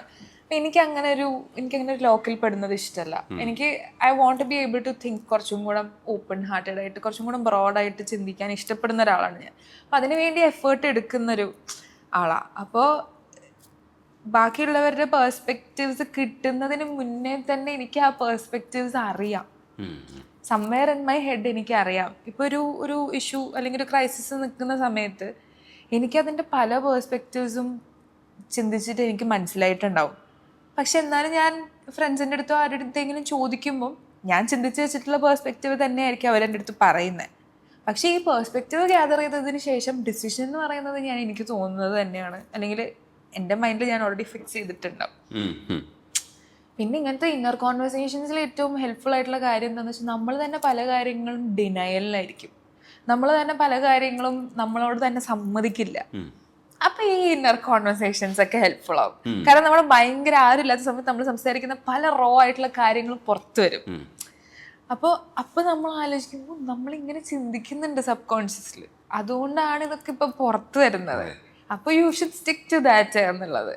അപ്പൊ ഇങ്ങനത്തെ പല കാര്യങ്ങളും ഞാൻ തന്നെ ആലോചിച്ച് ഞാൻ തന്നെ എന്താ പറയും, പ്രിയ നീ ഡിനയലിലാണ്, അതുകൊണ്ടാണ് നീ ഇങ്ങനെ ചിന്തിക്കുന്നത്, ശരിക്കുള്ള നിനക്കറിയാം ഇങ്ങനെയല്ല അത് അങ്ങനെയാണ് എന്നുള്ളത്. ഇതൊക്കെ വരും, ഇതൊക്കെ പുറത്ത് വരും. ഭയങ്കര ഹെൽപ്ഫുൾ ആണ്, ഭയങ്കര രസമാണ്. ടൈം കുറച്ചും കൂടെ എന്താ പറയാ, കുറച്ചും കൂടെ എന്റർടൈനിങ് ആയിട്ട് യൂസ് ചെയ്താൽ കുറച്ചും കൂടെ രസമാണ്. പക്ഷെ എല്ലാത്തിലും ഹീറോ പ്രിയ തന്നെ ആയിരിക്കും അല്ലേ? നമ്മുടെ ലൈഫിൽ നമ്മളല്ലേ മെയിൻ ക്യാരക്ടർ. പക്ഷെ എൻ്റെ ചില ചിന്തകളിൽ അപ്പുറത്തെ ആൾക്ക് കൂടുതൽ വെയിറ്റേജ് കിട്ടുന്ന അഭിപ്രായങ്ങൾ കൂടുതൽ ഉണ്ടാവാറുണ്ട്. സിറ്റുവേഷൻസ് ഡിപ്പെൻഡ് ചെയ്തിരിക്കുന്നു എനിക്ക് തോന്നുന്നത്. ഇപ്പം ഞാൻ പറയുന്ന എല്ലാ കാര്യത്തിലും ചില സമയത്ത് നമ്മുടെ ഭാഗത്താണ് തെറ്റെന്നുള്ളതും കൂടെ നമ്മൾ അഗ്രി ചെയ്യാൻ പഠിക്കണമല്ലോ. അല്ലെങ്കിൽ ഇപ്പൊ നമ്മളൊരു പെർസ്പെക്റ്റീവ് ഒരാളുടെ അടുത്ത് പറയുമ്പോൾ we should be ready to be the villain in that story. ഞാൻ അങ്ങനെ സംസാരിക്കുന്ന ഒരാളാണ്. ഞാൻ പറയും ഇതിൽ ഞാൻ ചെയ്തതാണ് തെറ്റ്, ഇത് ഞാൻ ചെയ്തതാണ് പ്രശ്നം. അപ്പോൾ the thing is most people are not ready to do that. Most people won't talk about the bad things they've done. നമ്മൾ ചെയ്ത കാര്യങ്ങൾ, നല്ല കാര്യങ്ങളെ ഗ്ലോറിഫൈ ചെയ്യുക എന്നുള്ളതിൻ്റെ അപ്പുറത്തേക്ക് നമ്മൾ ചെയ്ത മോശം കാര്യങ്ങളും കൂടെ നമ്മൾ അഡ്മിറ്റ് ചെയ്യണമല്ലോ. പക്ഷെ അതുകൊണ്ട് ദോഷം ഉണ്ടാവുമല്ലോ. അപ്പം എന്ത് ചെയ്യും? കാരണം നമ്മൾ ചെയ്യുന്ന എല്ലാ കാര്യങ്ങളും കോൺസിക്വൻസസ് ഉണ്ട്. നല്ലതാണെങ്കിലും ശരി, മോശമാണെങ്കിലും ശരി. അപ്പം നമ്മൾ first step to do that is admit it. നമ്മളത് അഡ്മിറ്റ് ചെയ്യണം. അഡ്മിറ്റ് ചെയ്തിട്ട് കൊടുത്ത കൊലത്തും കിട്ടുമെന്ന് പറയുന്ന പോലെയാണ്. നമ്മൾ ചെയ്തതിനുള്ളതൊക്കെ നമുക്ക് തിരിച്ചു കിട്ടും. നമ്മൾ ചെയ്യുന്ന ഗുഡ് ഡീഡ്സിനുള്ളത് നമുക്ക് തിരിച്ചു കിട്ടും, നമ്മൾ ചെയ്യുന്ന ബാഡ് ഡീഡ്സിനുള്ളത് തിരിച്ചു കിട്ടും. First step is to accept the fact that you done something wrong. പിന്നെ നമ്മളതിന് നമുക്ക് അടുത്ത് ചെയ്യാൻ ഏറ്റവും നല്ല കാര്യം ചെയ്യാൻ പറ്റും അതെങ്ങനെ തിരുത്താന്നുള്ളത് നോക്കുകയാണ്. Accept it and be ready to rectify when you are wrong.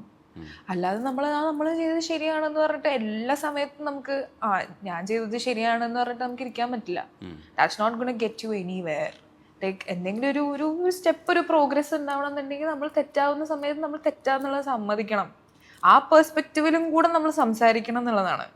We should say, കഥ പറയുമ്പോൾ നമ്മൾ നമ്മുടെ നല്ല പെർസ്പെക്റ്റീവ് എന്ന് മാത്രം പറയാണ്ട് ഈ കഥയിൽ ഞാൻ ചെയ്തതാണ് തെറ്റ് എന്നുള്ളതും കൂടെ നമ്മൾ പറയാൻ പഠിക്കണം. ഒരു നല്ല കമ്മ്യൂണിക്കേറ്റർ ആണോ അത്തരത്തിൽ പറയുമ്പോൾ അവർക്ക് കറക്റ്റ് നമ്മൾ പറയുന്നത് തന്നെ മനസ്സിലാവോ? നമ്മൾ വിമർശിക്കേണ്ടടുത്ത് അവർ വിമർശിക്കുമോ? അതെ, എങ്ങനെയായിരിക്കും ജീവിതത്തിൽ എങ്ങനെയാണ് അങ്ങനെ അനുഭവപ്പെടുന്നത്? നമുക്ക് കമ്മ്യൂണിക്കേറ്റ് ചെയ്യാൻ പറ്റാറുണ്ടോ സിറ്റുവേഷൻസ്? എനിക്ക് നല്ല രീതിയിൽ ആർട്ടിക്കുലേറ്റ് ചെയ്യാൻ കഴിവുണ്ടെന്ന് ഞാൻ വിശ്വസിക്കുന്നു. അതായത് വിത്ത് വേർഡ്സ്, ലൈക്ക് ചിലപ്പം ഭയങ്കര ഇമോഷണലി വൾനറബിൾ ആയിരിക്കുന്ന സമയത്ത് we may not say the right things. But അതിന്ന് റിക്കവർ ചെയ്തിട്ട് ഇതാണ് ഞാൻ ആർട്ടിക്കുലേറ്റ് ചെയ്യാൻ, അല്ലെങ്കിൽ ഇതാണ് ഞാൻ കമ്മ്യൂണിക്കേറ്റ് ചെയ്യാൻ ഉദ്ദേശിച്ച കാര്യം എന്നുള്ളതിലേക്ക് തിരിച്ചു വരാൻ എന്നെ കൊണ്ട് പറ്റും. ഭയങ്കര ഇമോഷണലി വൾനറബിൾ ആയിരിക്കുന്ന സമയത്ത് നമ്മൾ നീ പോടാന്ന് പറയുന്ന സമയത്ത് നമുക്ക് മര്യാദയ്ക്ക് കമ്മ്യൂണിക്കേറ്റ് ചെയ്യാൻ പറ്റിക്കോളന്നില്ല. ദേഷ്യം വരുമ്പോൾ കരയും, അതാണ് വേറെ പ്രശ്നം. ദേഷ്യമാണെങ്കിൽ സങ്കടമാണെങ്കിൽ കരച്ചിലാണ് മെയിൻ. അപ്പം പക്ഷെ അത് കഴിഞ്ഞിട്ട് you should be able to gather yourself. നമ്മുടെ തോട്ട്സ് ഒക്കെ പിന്നെ മര്യാദയ്ക്ക് ഗ്യാദർ ചെയ്തിട്ട് ഇതാണ് കാര്യം, ഇതാണ് ഞാൻ കമ്മ്യൂണിക്കേറ്റ് ചെയ്യാൻ ഉദ്ദേശിച്ചത്, ഇന്നലെ ഇമോഷണലി എനിക്ക് അത്രയും മര്യാദയ്ക്ക് അത് കമ്മ്യൂണിക്കേറ്റ് ചെയ്യാൻ പറ്റിയില്ല, ഇതാണ് എന്നുള്ളതിലേക്കെങ്കിലും എത്താൻ പറ്റണം എന്നുള്ളതാണ്. You may be consumed by emotions at first. അത് കഴിഞ്ഞാലെങ്കിലും നിങ്ങൾക്ക് നിങ്ങളെ ഗ്യാദർ ചെയ്ത് മര്യാദയ്ക്ക് കമ്മ്യൂണിക്കേറ്റ് ചെയ്യാൻ പറ്റണം. എന്നാലേ എന്തൊരു റിലേഷൻഷിപ്പ് ആണെങ്കിലും ലൈഫിൽ ഉണ്ടാവുള്ളൂ. Even with your parents, friends or your partner, whatever it is. ആ കമ്മ്യൂണിക്കേഷൻ ഭയങ്കര ഇമ്പോർട്ടൻ്റ് ആണ്. എനിക്ക് ആസ് എ പേഴ്സൺ ഭയങ്കര ഇമ്പോർട്ടൻ്റ് ആണ്. അപ്പോൾ I always make sure to come back to it at least. അപ്പോൾ ഈ ദേഷ്യത്തെ എങ്ങനെ അപ്പം മാനേജ് ചെയ്യുമോ? അതെ, ദേഷ്യത്തെ ദേഷ്യമായിട്ട് തന്നെ എക്സ്പ്രസ് ചെയ്യണമെന്ന് ആഗ്രഹിക്കുന്ന ഒരാളാണോ? എൻ്റെ പ്രശ്നം എന്താണെന്ന് വെച്ച് കഴിഞ്ഞാൽ എനിക്ക് എന്ത് ഇമോഷൻ തോന്നിയാലും എൻ്റെ മുഖത്തറിയും. എനിക്കത് മാസ്ക് ചെയ്യാൻ അറിയാവുന്ന ഒരാളല്ല. അപ്പം എൻ്റെ തെറപ്പിസ്റ്റ് എപ്പോഴും എൻ്റെ അടുത്ത് പറയും, വൃത്തല്ല നീ പച്ച പിടിക്കാത്തതെന്ന്. കുറച്ചൊക്കെ പീപ്പിൾ പ്ലീസിങ് ആയിട്ട് നിൽക്കാൻ പഠിക്കണം എന്നുള്ളത്. പക്ഷേ ഞാൻ ചെറുപ്പം തൊട്ടേ ഇങ്ങനെയാണ്, എൻ്റെ വീട്ടിലെല്ലാവരും ഇങ്ങനെയാണ്. മനസ്സിലൊന്നും പുറത്തൊന്നും കാണിക്കാൻ അറിയില്ല. I am very straight forward with my emotions. എനിക്കൊരു കാര്യം ഇഷ്ടപ്പെട്ടിട്ടില്ല എന്നുണ്ടെങ്കിൽ അതിൻ്റെ മുഖത്തറിയും, അല്ലെങ്കിൽ ഞാനത് കമ്മ്യൂണിക്കേറ്റ് ചെയ്യും എനിക്ക് ഇഷ്ടപ്പെട്ടിട്ടില്ല എന്നുള്ളത്. എനിക്ക് ഒരിക്കലും ഹൈഡ് ചെയ്ത് നിൽക്കാൻ അറിയില്ല. ലൈക്ക് ഒരു മാസ്ക് ഇട്ട് നിൽക്കാൻ എനിക്കറിയില്ല. എനിക്ക് എന്താണോ തോന്നുന്നത് എൻ്റെ മുഖത്തറിയും. അപ്പം പക്ഷെ എല്ലാം ഭയങ്കര ദേഷ്യമൊക്കെ വരണമെന്നുണ്ടെങ്കിൽ ഭയങ്കര ബുദ്ധിമുട്ടാണ്. ഞാൻ പൊതുവേ പേഷ്യൻസ് എന്ന് പറയുന്ന ഒരു സാധനത്തിനെ പറ്റി ഇങ്ങനെ മാസ്റ്റർ ചെയ്ത് നിൽക്കുന്ന ഒരാളാണ്. അത് പെട്ടെന്നൊന്നും എന്താ പറയുക ദേഷ്യപ്പെടാൻ പാടില്ല. ഞാൻ ഭയങ്കര ഷോർട്ട് ടെമ്പർ ഉള്ള ഒരാളായിരുന്നു. പക്ഷെ അതൊന്നും ഞാൻ വർക്ക് ചെയ്ത് കോൺഷ്യസ്ലി പേഷ്യൻസ് എന്ന് പറയുന്ന ഒരു വേർച്യൂവിനെ ബിൽഡ് ചെയ്ത് ഉണ്ടാക്കിയ ഒരാളാണ്. പെട്ടെന്നൊന്നും ദേഷ്യം വരില്ല. എൻ്റെ ഗ്രൂപ്പ് ഓഫ് ആൾക്കാരുടെ കൂടെ ഞാൻ പെട്ടെന്ന് ഇറിറ്റേറ്റഡ് ആവും. അങ്ങനെ ഞാൻ എത്ര റോ ആണോ അത്ര റോ ആയിട്ട് ഞാൻ നിൽക്കും. പക്ഷെ അല്ലാത്തോടത്ത് ഞാൻ ഭയങ്കര പേഷ്യൻ്റ് ആണ്. കുറേ എടുക്കണം എന്നെ ഇറിറ്റേറ്റ് ചെയ്യണമെങ്കിലോ അല്ലെങ്കിൽ എനിക്കൊന്ന് ദേഷ്യം വരണമെങ്കിലോ. അതുവരെ ഞാനിങ്ങനെ ക്ഷമിച്ച് നിൽക്കും. ഞാൻ വിചാരിച്ചിരുന്നത് ഞാനത് ഭയങ്കര പണിയെടുത്ത് ബിൽഡ് ചെയ്തെടുത്തൊരു കാര്യമാണ് ഈ പേഷ്യൻസ് എന്നാണ്. പക്ഷെ അല്ല, എൻ്റെ അമ്മയ്ക്ക് നല്ല ക്ഷമയുണ്ട്. പിന്നെ എനിക്ക് മനസ്സിലായത് അമ്മയുടെ അടുത്തുനിന്ന് കിട്ടിയതാണ്. ഒരു പ്രായം കഴിയുമ്പോൾ നമുക്കത് കിട്ടും എന്നുള്ളത്. പക്ഷെ ഈ ഇത് നിയന്ത്രിക്കുമ്പോൾ തന്നെ നമ്മൾ ചില സ്ഥലത്തൊക്കെ കാണിക്കേണ്ടതുണ്ട്. അപ്പം നിയന്ത്രിച്ച് അവരൊക്കെ മണ്ടേ കയറുന്ന ഒരു അവസ്ഥയിലെത്തും. ഇപ്പോൾ റൈറ്റർ ആനന്ദ് പറയാറുണ്ട്, ഈ സഹിഷ്ണുതയാണ് പ്രശ്നം, അസഹിഷ്ണുതയല്ല. അസഹിഷ്ണുത അവർ കാണിക്കുന്നതിന് കാരണം നിങ്ങളുടെ അനാവശ്യമായ എടുത്ത സഹിഷ്ണുതയാണെന്ന് പറയും. അപ്പം നമ്മൾ ഈ നിയന്ത്രിക്കുക എന്നൊക്കെ പറയുമ്പോൾ വ്യക്തിപരമായിട്ട് എനിക്ക് തന്നെ പലയിടങ്ങളിലും ഇതൊരു പണിയായിട്ട് വന്നിട്ടുണ്ട്. അതായത് നമ്മൾ കാണിക്കേണ്ട സ്ഥലങ്ങളിൽ അങ്ങനെ കാണിച്ചിരുന്നെങ്കിൽ കുഴപ്പമില്ലായിരുന്നു. പക്ഷെ നമ്മളിത് മാനേജ് ചെയ്യാൻ ശ്രമിക്കുമ്പോൾ ഓപ്പോസിറ്റ് നിൽക്കുന്നവർക്ക് ഇത് മനസ്സിലാവില്ല, ഇല്ലെങ്കിൽ നമുക്ക് അത്രയും പവർ ഉണ്ടാവില്ല. അങ്ങനെയുള്ള സ്ഥലങ്ങളിൽ ഇത് തിരിച്ചു പണി കിട്ടില്ലേ? അപ്പോൾ നമ്മൾ അവിടെ ദേഷ്യപ്പെട്ടിരുന്നെങ്കിൽ മതിയായിരുന്നു എന്ന് തോന്നുമോ എപ്പോഴെങ്കിലും ഒക്കെ? ഇല്ല, എന്നാൽ പോലും നമുക്കൊരു ബൗണ്ടറി ഉണ്ടല്ലോ ചേട്ടാ. Like there is a breaking point for everything. No, നമുക്കറിയാലോ ആ ബ്രേക്കിംഗ് പോയിന്റ് എത്താറാവുമ്പോഴത്തേക്കും. അല്ലെങ്കിൽ ഒരാൾ തലയിൽ കയറുന്നതാണെന്നുള്ളത് നമുക്ക് മനസ്സിലാവുമല്ലോ. അവിടെ നമ്മളത് അനുവദിക്കാതിരുന്നാൽ പോരെ. As long as you can be patient. എത്ര ഞാൻ പറയുന്ന എല്ലാം അങ്ങ് സഹിച്ച് നിൽക്കുക എന്നുള്ളതല്ല. പക്ഷെ എന്നാൽ പോലും നമ്മുടെ ബ്രേക്കിംഗ് പോയിന്റ് അടുക്കുമ്പോൾ നമുക്ക് മനസ്സിലാക്കി കഴിഞ്ഞാൽ നമുക്ക് പറയാം. എടുത്തതിനും പിടിച്ചതിനും പൊട്ടിത്തെറിക്കേണ്ട ആവശ്യമില്ല എന്നുള്ളതാണ് ഞാൻ മനസ്സിലാക്കുന്നത്. പക്ഷെ at the same time when it's too much and when your boundaries are crossed, you can talk about it. ഈ ജീവിതത്തെക്കുറിച്ച് പറയുമ്പോൾ ആർട്ടിസ്റ്റ് ആവണമെന്ന് പറയുമ്പോഴും ഈ ആർട്ടിസ്റ്റ് ആവുമ്പോൾ കുറച്ചുകൂടെ മെച്ചപ്പെട്ട ഭൗതികമായിട്ടുള്ള നിലവാരമൊക്കെ കൂടും, കുറച്ചുകൂടെ കാശൊക്കെ സമ്പാദിക്കാൻ പറ്റും. അത്തരത്തിലുള്ള കാര്യങ്ങളൊക്കെ നമ്മളെ ആകർഷിക്കുന്നുണ്ടോ? അതേ, എന്താണ് നമ്മൾ അതിനകത്തേക്ക് ശരിക്കും ആകർഷിക്കുന്ന പോയിന്റ്? ആ ഒരു കല നമ്മളുടെ കയ്യിൽ ഉണ്ടാവണമെന്നാണോ? അത് നമ്മൾ അത്രയും നന്നായിട്ട് അത് പെർഫോം ചെയ്യണമെന്നാണോ? ഈ പെർഫോമൻസ് ഒക്കെ ശരിക്കും കമേഴ്സ്യൽ സിനിമയിലാവുമ്പോൾ അതിനുള്ള കാശും കിട്ടും, ഈ ആരാധകരെയും കൂടുതൽ കിട്ടും. പക്ഷെ അല്ലാത്തൊരു ജോണറിൽ നിന്നിട്ട് പലരും ഫൈറ്റ് ചെയ്യുന്നവരുണ്ട്. ഇപ്പോൾ നാടകവുമായിട്ട് റിലേറ്റ് ചെയ്ത് പ്രവർത്തിക്കുന്ന ചിലരുണ്ട്. പിന്നെ ക്രിയേറ്റീവായിട്ട് മാത്രം, ക്രിയേറ്റിവിറ്റി എന്ന് പറഞ്ഞാൽ അങ്ങനെ ഒരു വാക്കിന് അങ്ങനെ ഒരു പ്രത്യേകിച്ച് ഒരു അർത്ഥമൊന്നുമില്ല. പക്ഷെ നമ്മൾ പണ്ട് പറഞ്ഞിരുന്ന ആർട്ട് ഹൗസ് സിനിമയൊക്കെ ഉണ്ട്. അത്തരത്തിലുള്ള ചില ആശയങ്ങൾക്ക് വേണ്ടി മാത്രം പറയാൻ ഉപയോഗിക്കുന്ന ഒരു ടൂളായിട്ട് സിനിമയെ കാണുന്ന ആൾക്കാരുണ്ട്. അപ്പം ഈ പല കൈൻഡ് ഓഫ് ആൾക്കാർ വർക്ക് ചെയ്യുന്നുണ്ട്. ചിലതൊക്കെ നല്ല രീതിയിൽ ഇത് രണ്ടും ബ്ലെൻഡ് ആയിട്ട് വരുമ്പോൾ സക്സസ് ആവാറുണ്ട്, അല്ലാത്തത് സക്സസ് ആവാറുണ്ട്. ഇപ്പുറത്തെ സൈഡിൽ നിന്നും ക്രിട്ടിക്കൽ അക്ലമൈസേഷൻസ് കിട്ടാറുണ്ട്. ഏത് ഭാഗത്തൂടെയൊക്കെയാണ് പോകുന്നത്, ഏത് ഭാഗത്തൂടെ പോവേണ്ടത് എന്നും എനിക്ക് അറിഞ്ഞൂടാ. പിന്നെ ഈ കാശും കുറച്ചുകൂടെ ഒരു ഭൗതിക സൗകര്യങ്ങളൊക്കെയാണോ ആകർഷിക്കുന്നത്? എന്താണ് കുട്ടിയുടെ മനസ്സിൽ എന്താ ഉള്ളത്? നമ്മുടെ ഡ്രീം എന്ന് പറയുന്നത് ഫെയിം ആൻഡ് മണി അല്ലല്ലോ, സിനിമയാണ് ഡ്രീം. ആ ചെറുപ്പം തൊട്ടേ അങ്ങനെയാണ്. അല്ലാതെ ഭയങ്കര ബ്ലിങ്ങി ലൈഫ് സ്റ്റൈൽ എന്നുള്ളതല്ല. ഞാൻ ഇപ്പോഴും മനസ്സിൽ ആസ് എ പേഴ്സൺ ഞാൻ ഇപ്പോഴും തൃശ്ശൂരിൽ നിന്ന് വരുന്ന ഒരു മിഡിൽ ക്ലാസ് ഫാമിലിയിൽ ജീവിക്കുന്ന ഒരു കുട്ടിയാണ്. അതിൻ്റെ അപ്പുറത്തേക്ക് എറണാകുളത്തേക്ക് ഷിഫ്റ്റ് ചെയ്തു. പക്ഷെ എന്നാൽ പോലും സൗകര്യം. ആൻഡ് മണി എന്ന് പറയുന്നത് എന്താ പറയുക, ആവശ്യമില്ലാന്നോ അത് മോശമാണെന്നോ ഒന്നും അല്ല ഞാൻ പറയുന്നത്. അത് ആവശ്യമാണ്. ഡെഫിനറ്റ്ലി കംഫർട്ടബിൾ ആയിട്ട് ജീവിക്കാൻ ഒരു എന്താ പറയുക കുഷനിങ് ഉള്ളത് എപ്പോഴും നല്ലതാണ്. പക്ഷെ തിങ് ഈസ് അതല്ലല്ലോ നമ്മുടെ അൾട്ടിമേറ്റ് ഡ്രീം. ഞാൻ അതിനെ ഫെയിം ആൻഡ് മണി എന്ന് പറയുന്നത് ഞാൻ എൻ്റെ പ്രൊഫഷൻ അല്ലെങ്കിൽ എൻ്റെ പാഷൻ്റെ ബൈ പ്രൊഡക്റ്റ് ആയിട്ട് മാത്രമേ കാണുന്നുള്ളൂ അതിനെ. എൻ്റെ പ്രൈമറി ഒബ്ജക്റ്റീവ് എന്ന് പറയുന്നത് നല്ല സിനിമകൾ ചെയ്യുക എന്നുള്ളതാണ്. ആസ് എൻ ആർട്ടിസ്റ്റ് അറിയപ്പെടുക എന്നുള്ളതാണ്. അതിൻ്റെ ഒപ്പം ഫെയിമും മണിയും ബൈ പ്രൊഡക്റ്റ് ആയിട്ട് വരും. അപ്പം if I was attracted to money or fame, അതെനിക്ക് 2018 കിട്ടിയിട്ടുണ്ട്. ഫെയിം എന്ന് പറയുന്ന കാര്യം പീക്കിൽ കിട്ടിയിട്ടുണ്ട്. പിന്നെ കിട്ടാൻ പറ്റാത്ത രീതിയിൽ എക്സാക്ട്ലി. ആൻഡ് പൈസ ആണെങ്കിൽ പോലും ഇൻസ്റ്റഗ്രാം എന്ന് പറയുന്ന ഒരു പ്ലാറ്റ്ഫോം ഉള്ളതുകൊണ്ട് ബ്രാൻഡ്സ് ആൻഡ് എവറിത്തിങ് കംഫർട്ടബിൾ ആയിട്ടുള്ള ലൈഫ് ലീഡ് ചെയ്യാനുള്ള മീഡിയമും അവിടെ ഉണ്ട് ആക്ച്വലി. പക്ഷെ ഇതൊന്നും അല്ലാതെ ഇതിൻ്റെ അപ്പുറത്തേക്കുള്ളൊരു കാര്യമാണല്ലോ നമ്മൾ ആഗ്രഹിക്കുന്നത്.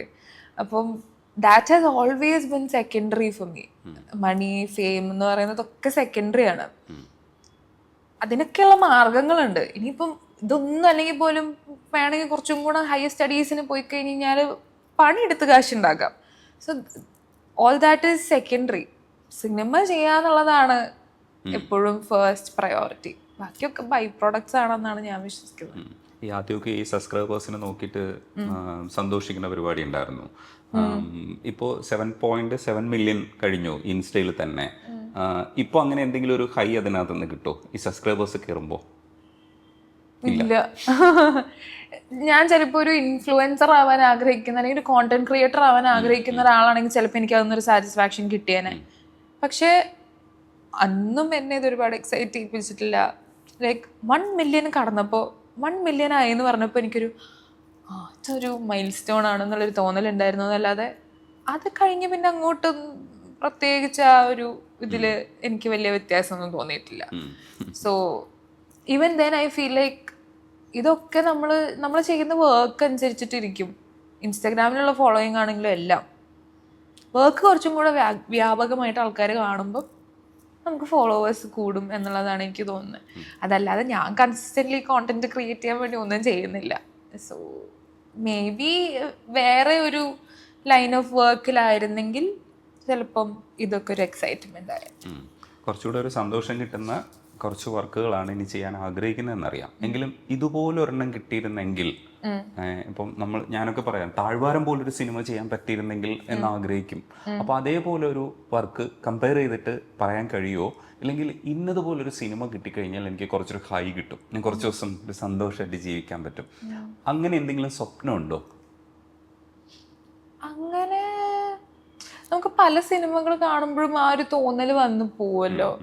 ആസ് ആൻ ആക്ടർ ഇങ്ങനെ സ്ക്രീനിൽ വേറെ ആർട്ടിസ്റ്റിനെ കാണുമ്പോൾ നമുക്ക് തോന്നുമല്ലോ നമ്മളായിരുന്നു അവിടെ എങ്കിൽ എന്നുള്ളത് നമുക്ക് മിക്ക സിനിമകൾ കാണുമ്പോഴും തോന്നും. എക്സിസ്റ്റ് ചെയ്യുന്ന ഒത്തിരി പടങ്ങൾ ഇപ്പോൾ ലോക്ക തന്നെ let's take as an example.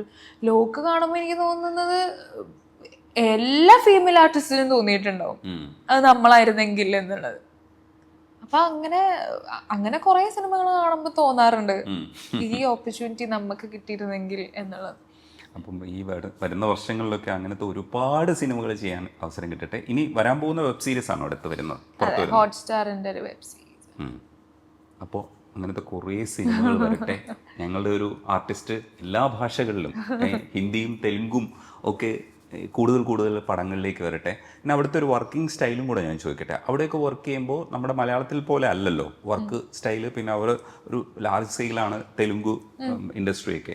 അവിടെ ചെല്ലുമ്പോൾ ഒരു കംഫർട്ട്നെസ് ആണോ, ഇല്ലെങ്കിൽ ഒരു ഭയം വരുമോ? ഇത്രയും ക്രൂ മെമ്പേഴ്സ്, വലിയ സെറ്റപ്സ്.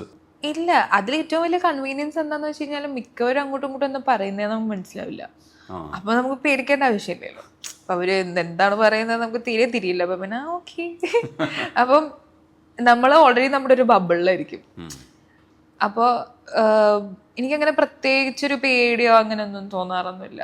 പിന്നെ മേ ബി കുറച്ചുകൂടി വലിയ ആർട്ടിസ്റ്റ് ഒക്കെ ഉണ്ടെന്നുണ്ടെങ്കിൽ ചിലപ്പോൾ നമ്മളൊന്ന് കുറച്ചിങ്ങനെ ഒരു ഇൻറ്റിമിഡേഷൻ തോന്നുന്നല്ലാതെ അതിൻ്റെ അപ്പുറത്തേക്ക് അങ്ങനെ വലിയ വ്യത്യാസങ്ങളോ അല്ലെങ്കിൽ ഒരു കംഫർട്ട് ലെവലിനൊരു, പിന്നെ നമുക്കറിയാവുന്ന നമുക്ക് മനസ്സിലാവുന്ന ഭാഷയുള്ള സെറ്റാണെന്നുണ്ടെങ്കിൽ ഒബ്വിയസ്ലി അതിൻ്റെ കംഫർട്ട് ലെവൽ വേറെയാണ്. പക്ഷെ അതല്ലാത്തോടത്ത് വലിയ ബുദ്ധിമുട്ടൊന്നും ഉണ്ടെന്ന് എനിക്ക് തോന്നിയിട്ടില്ല.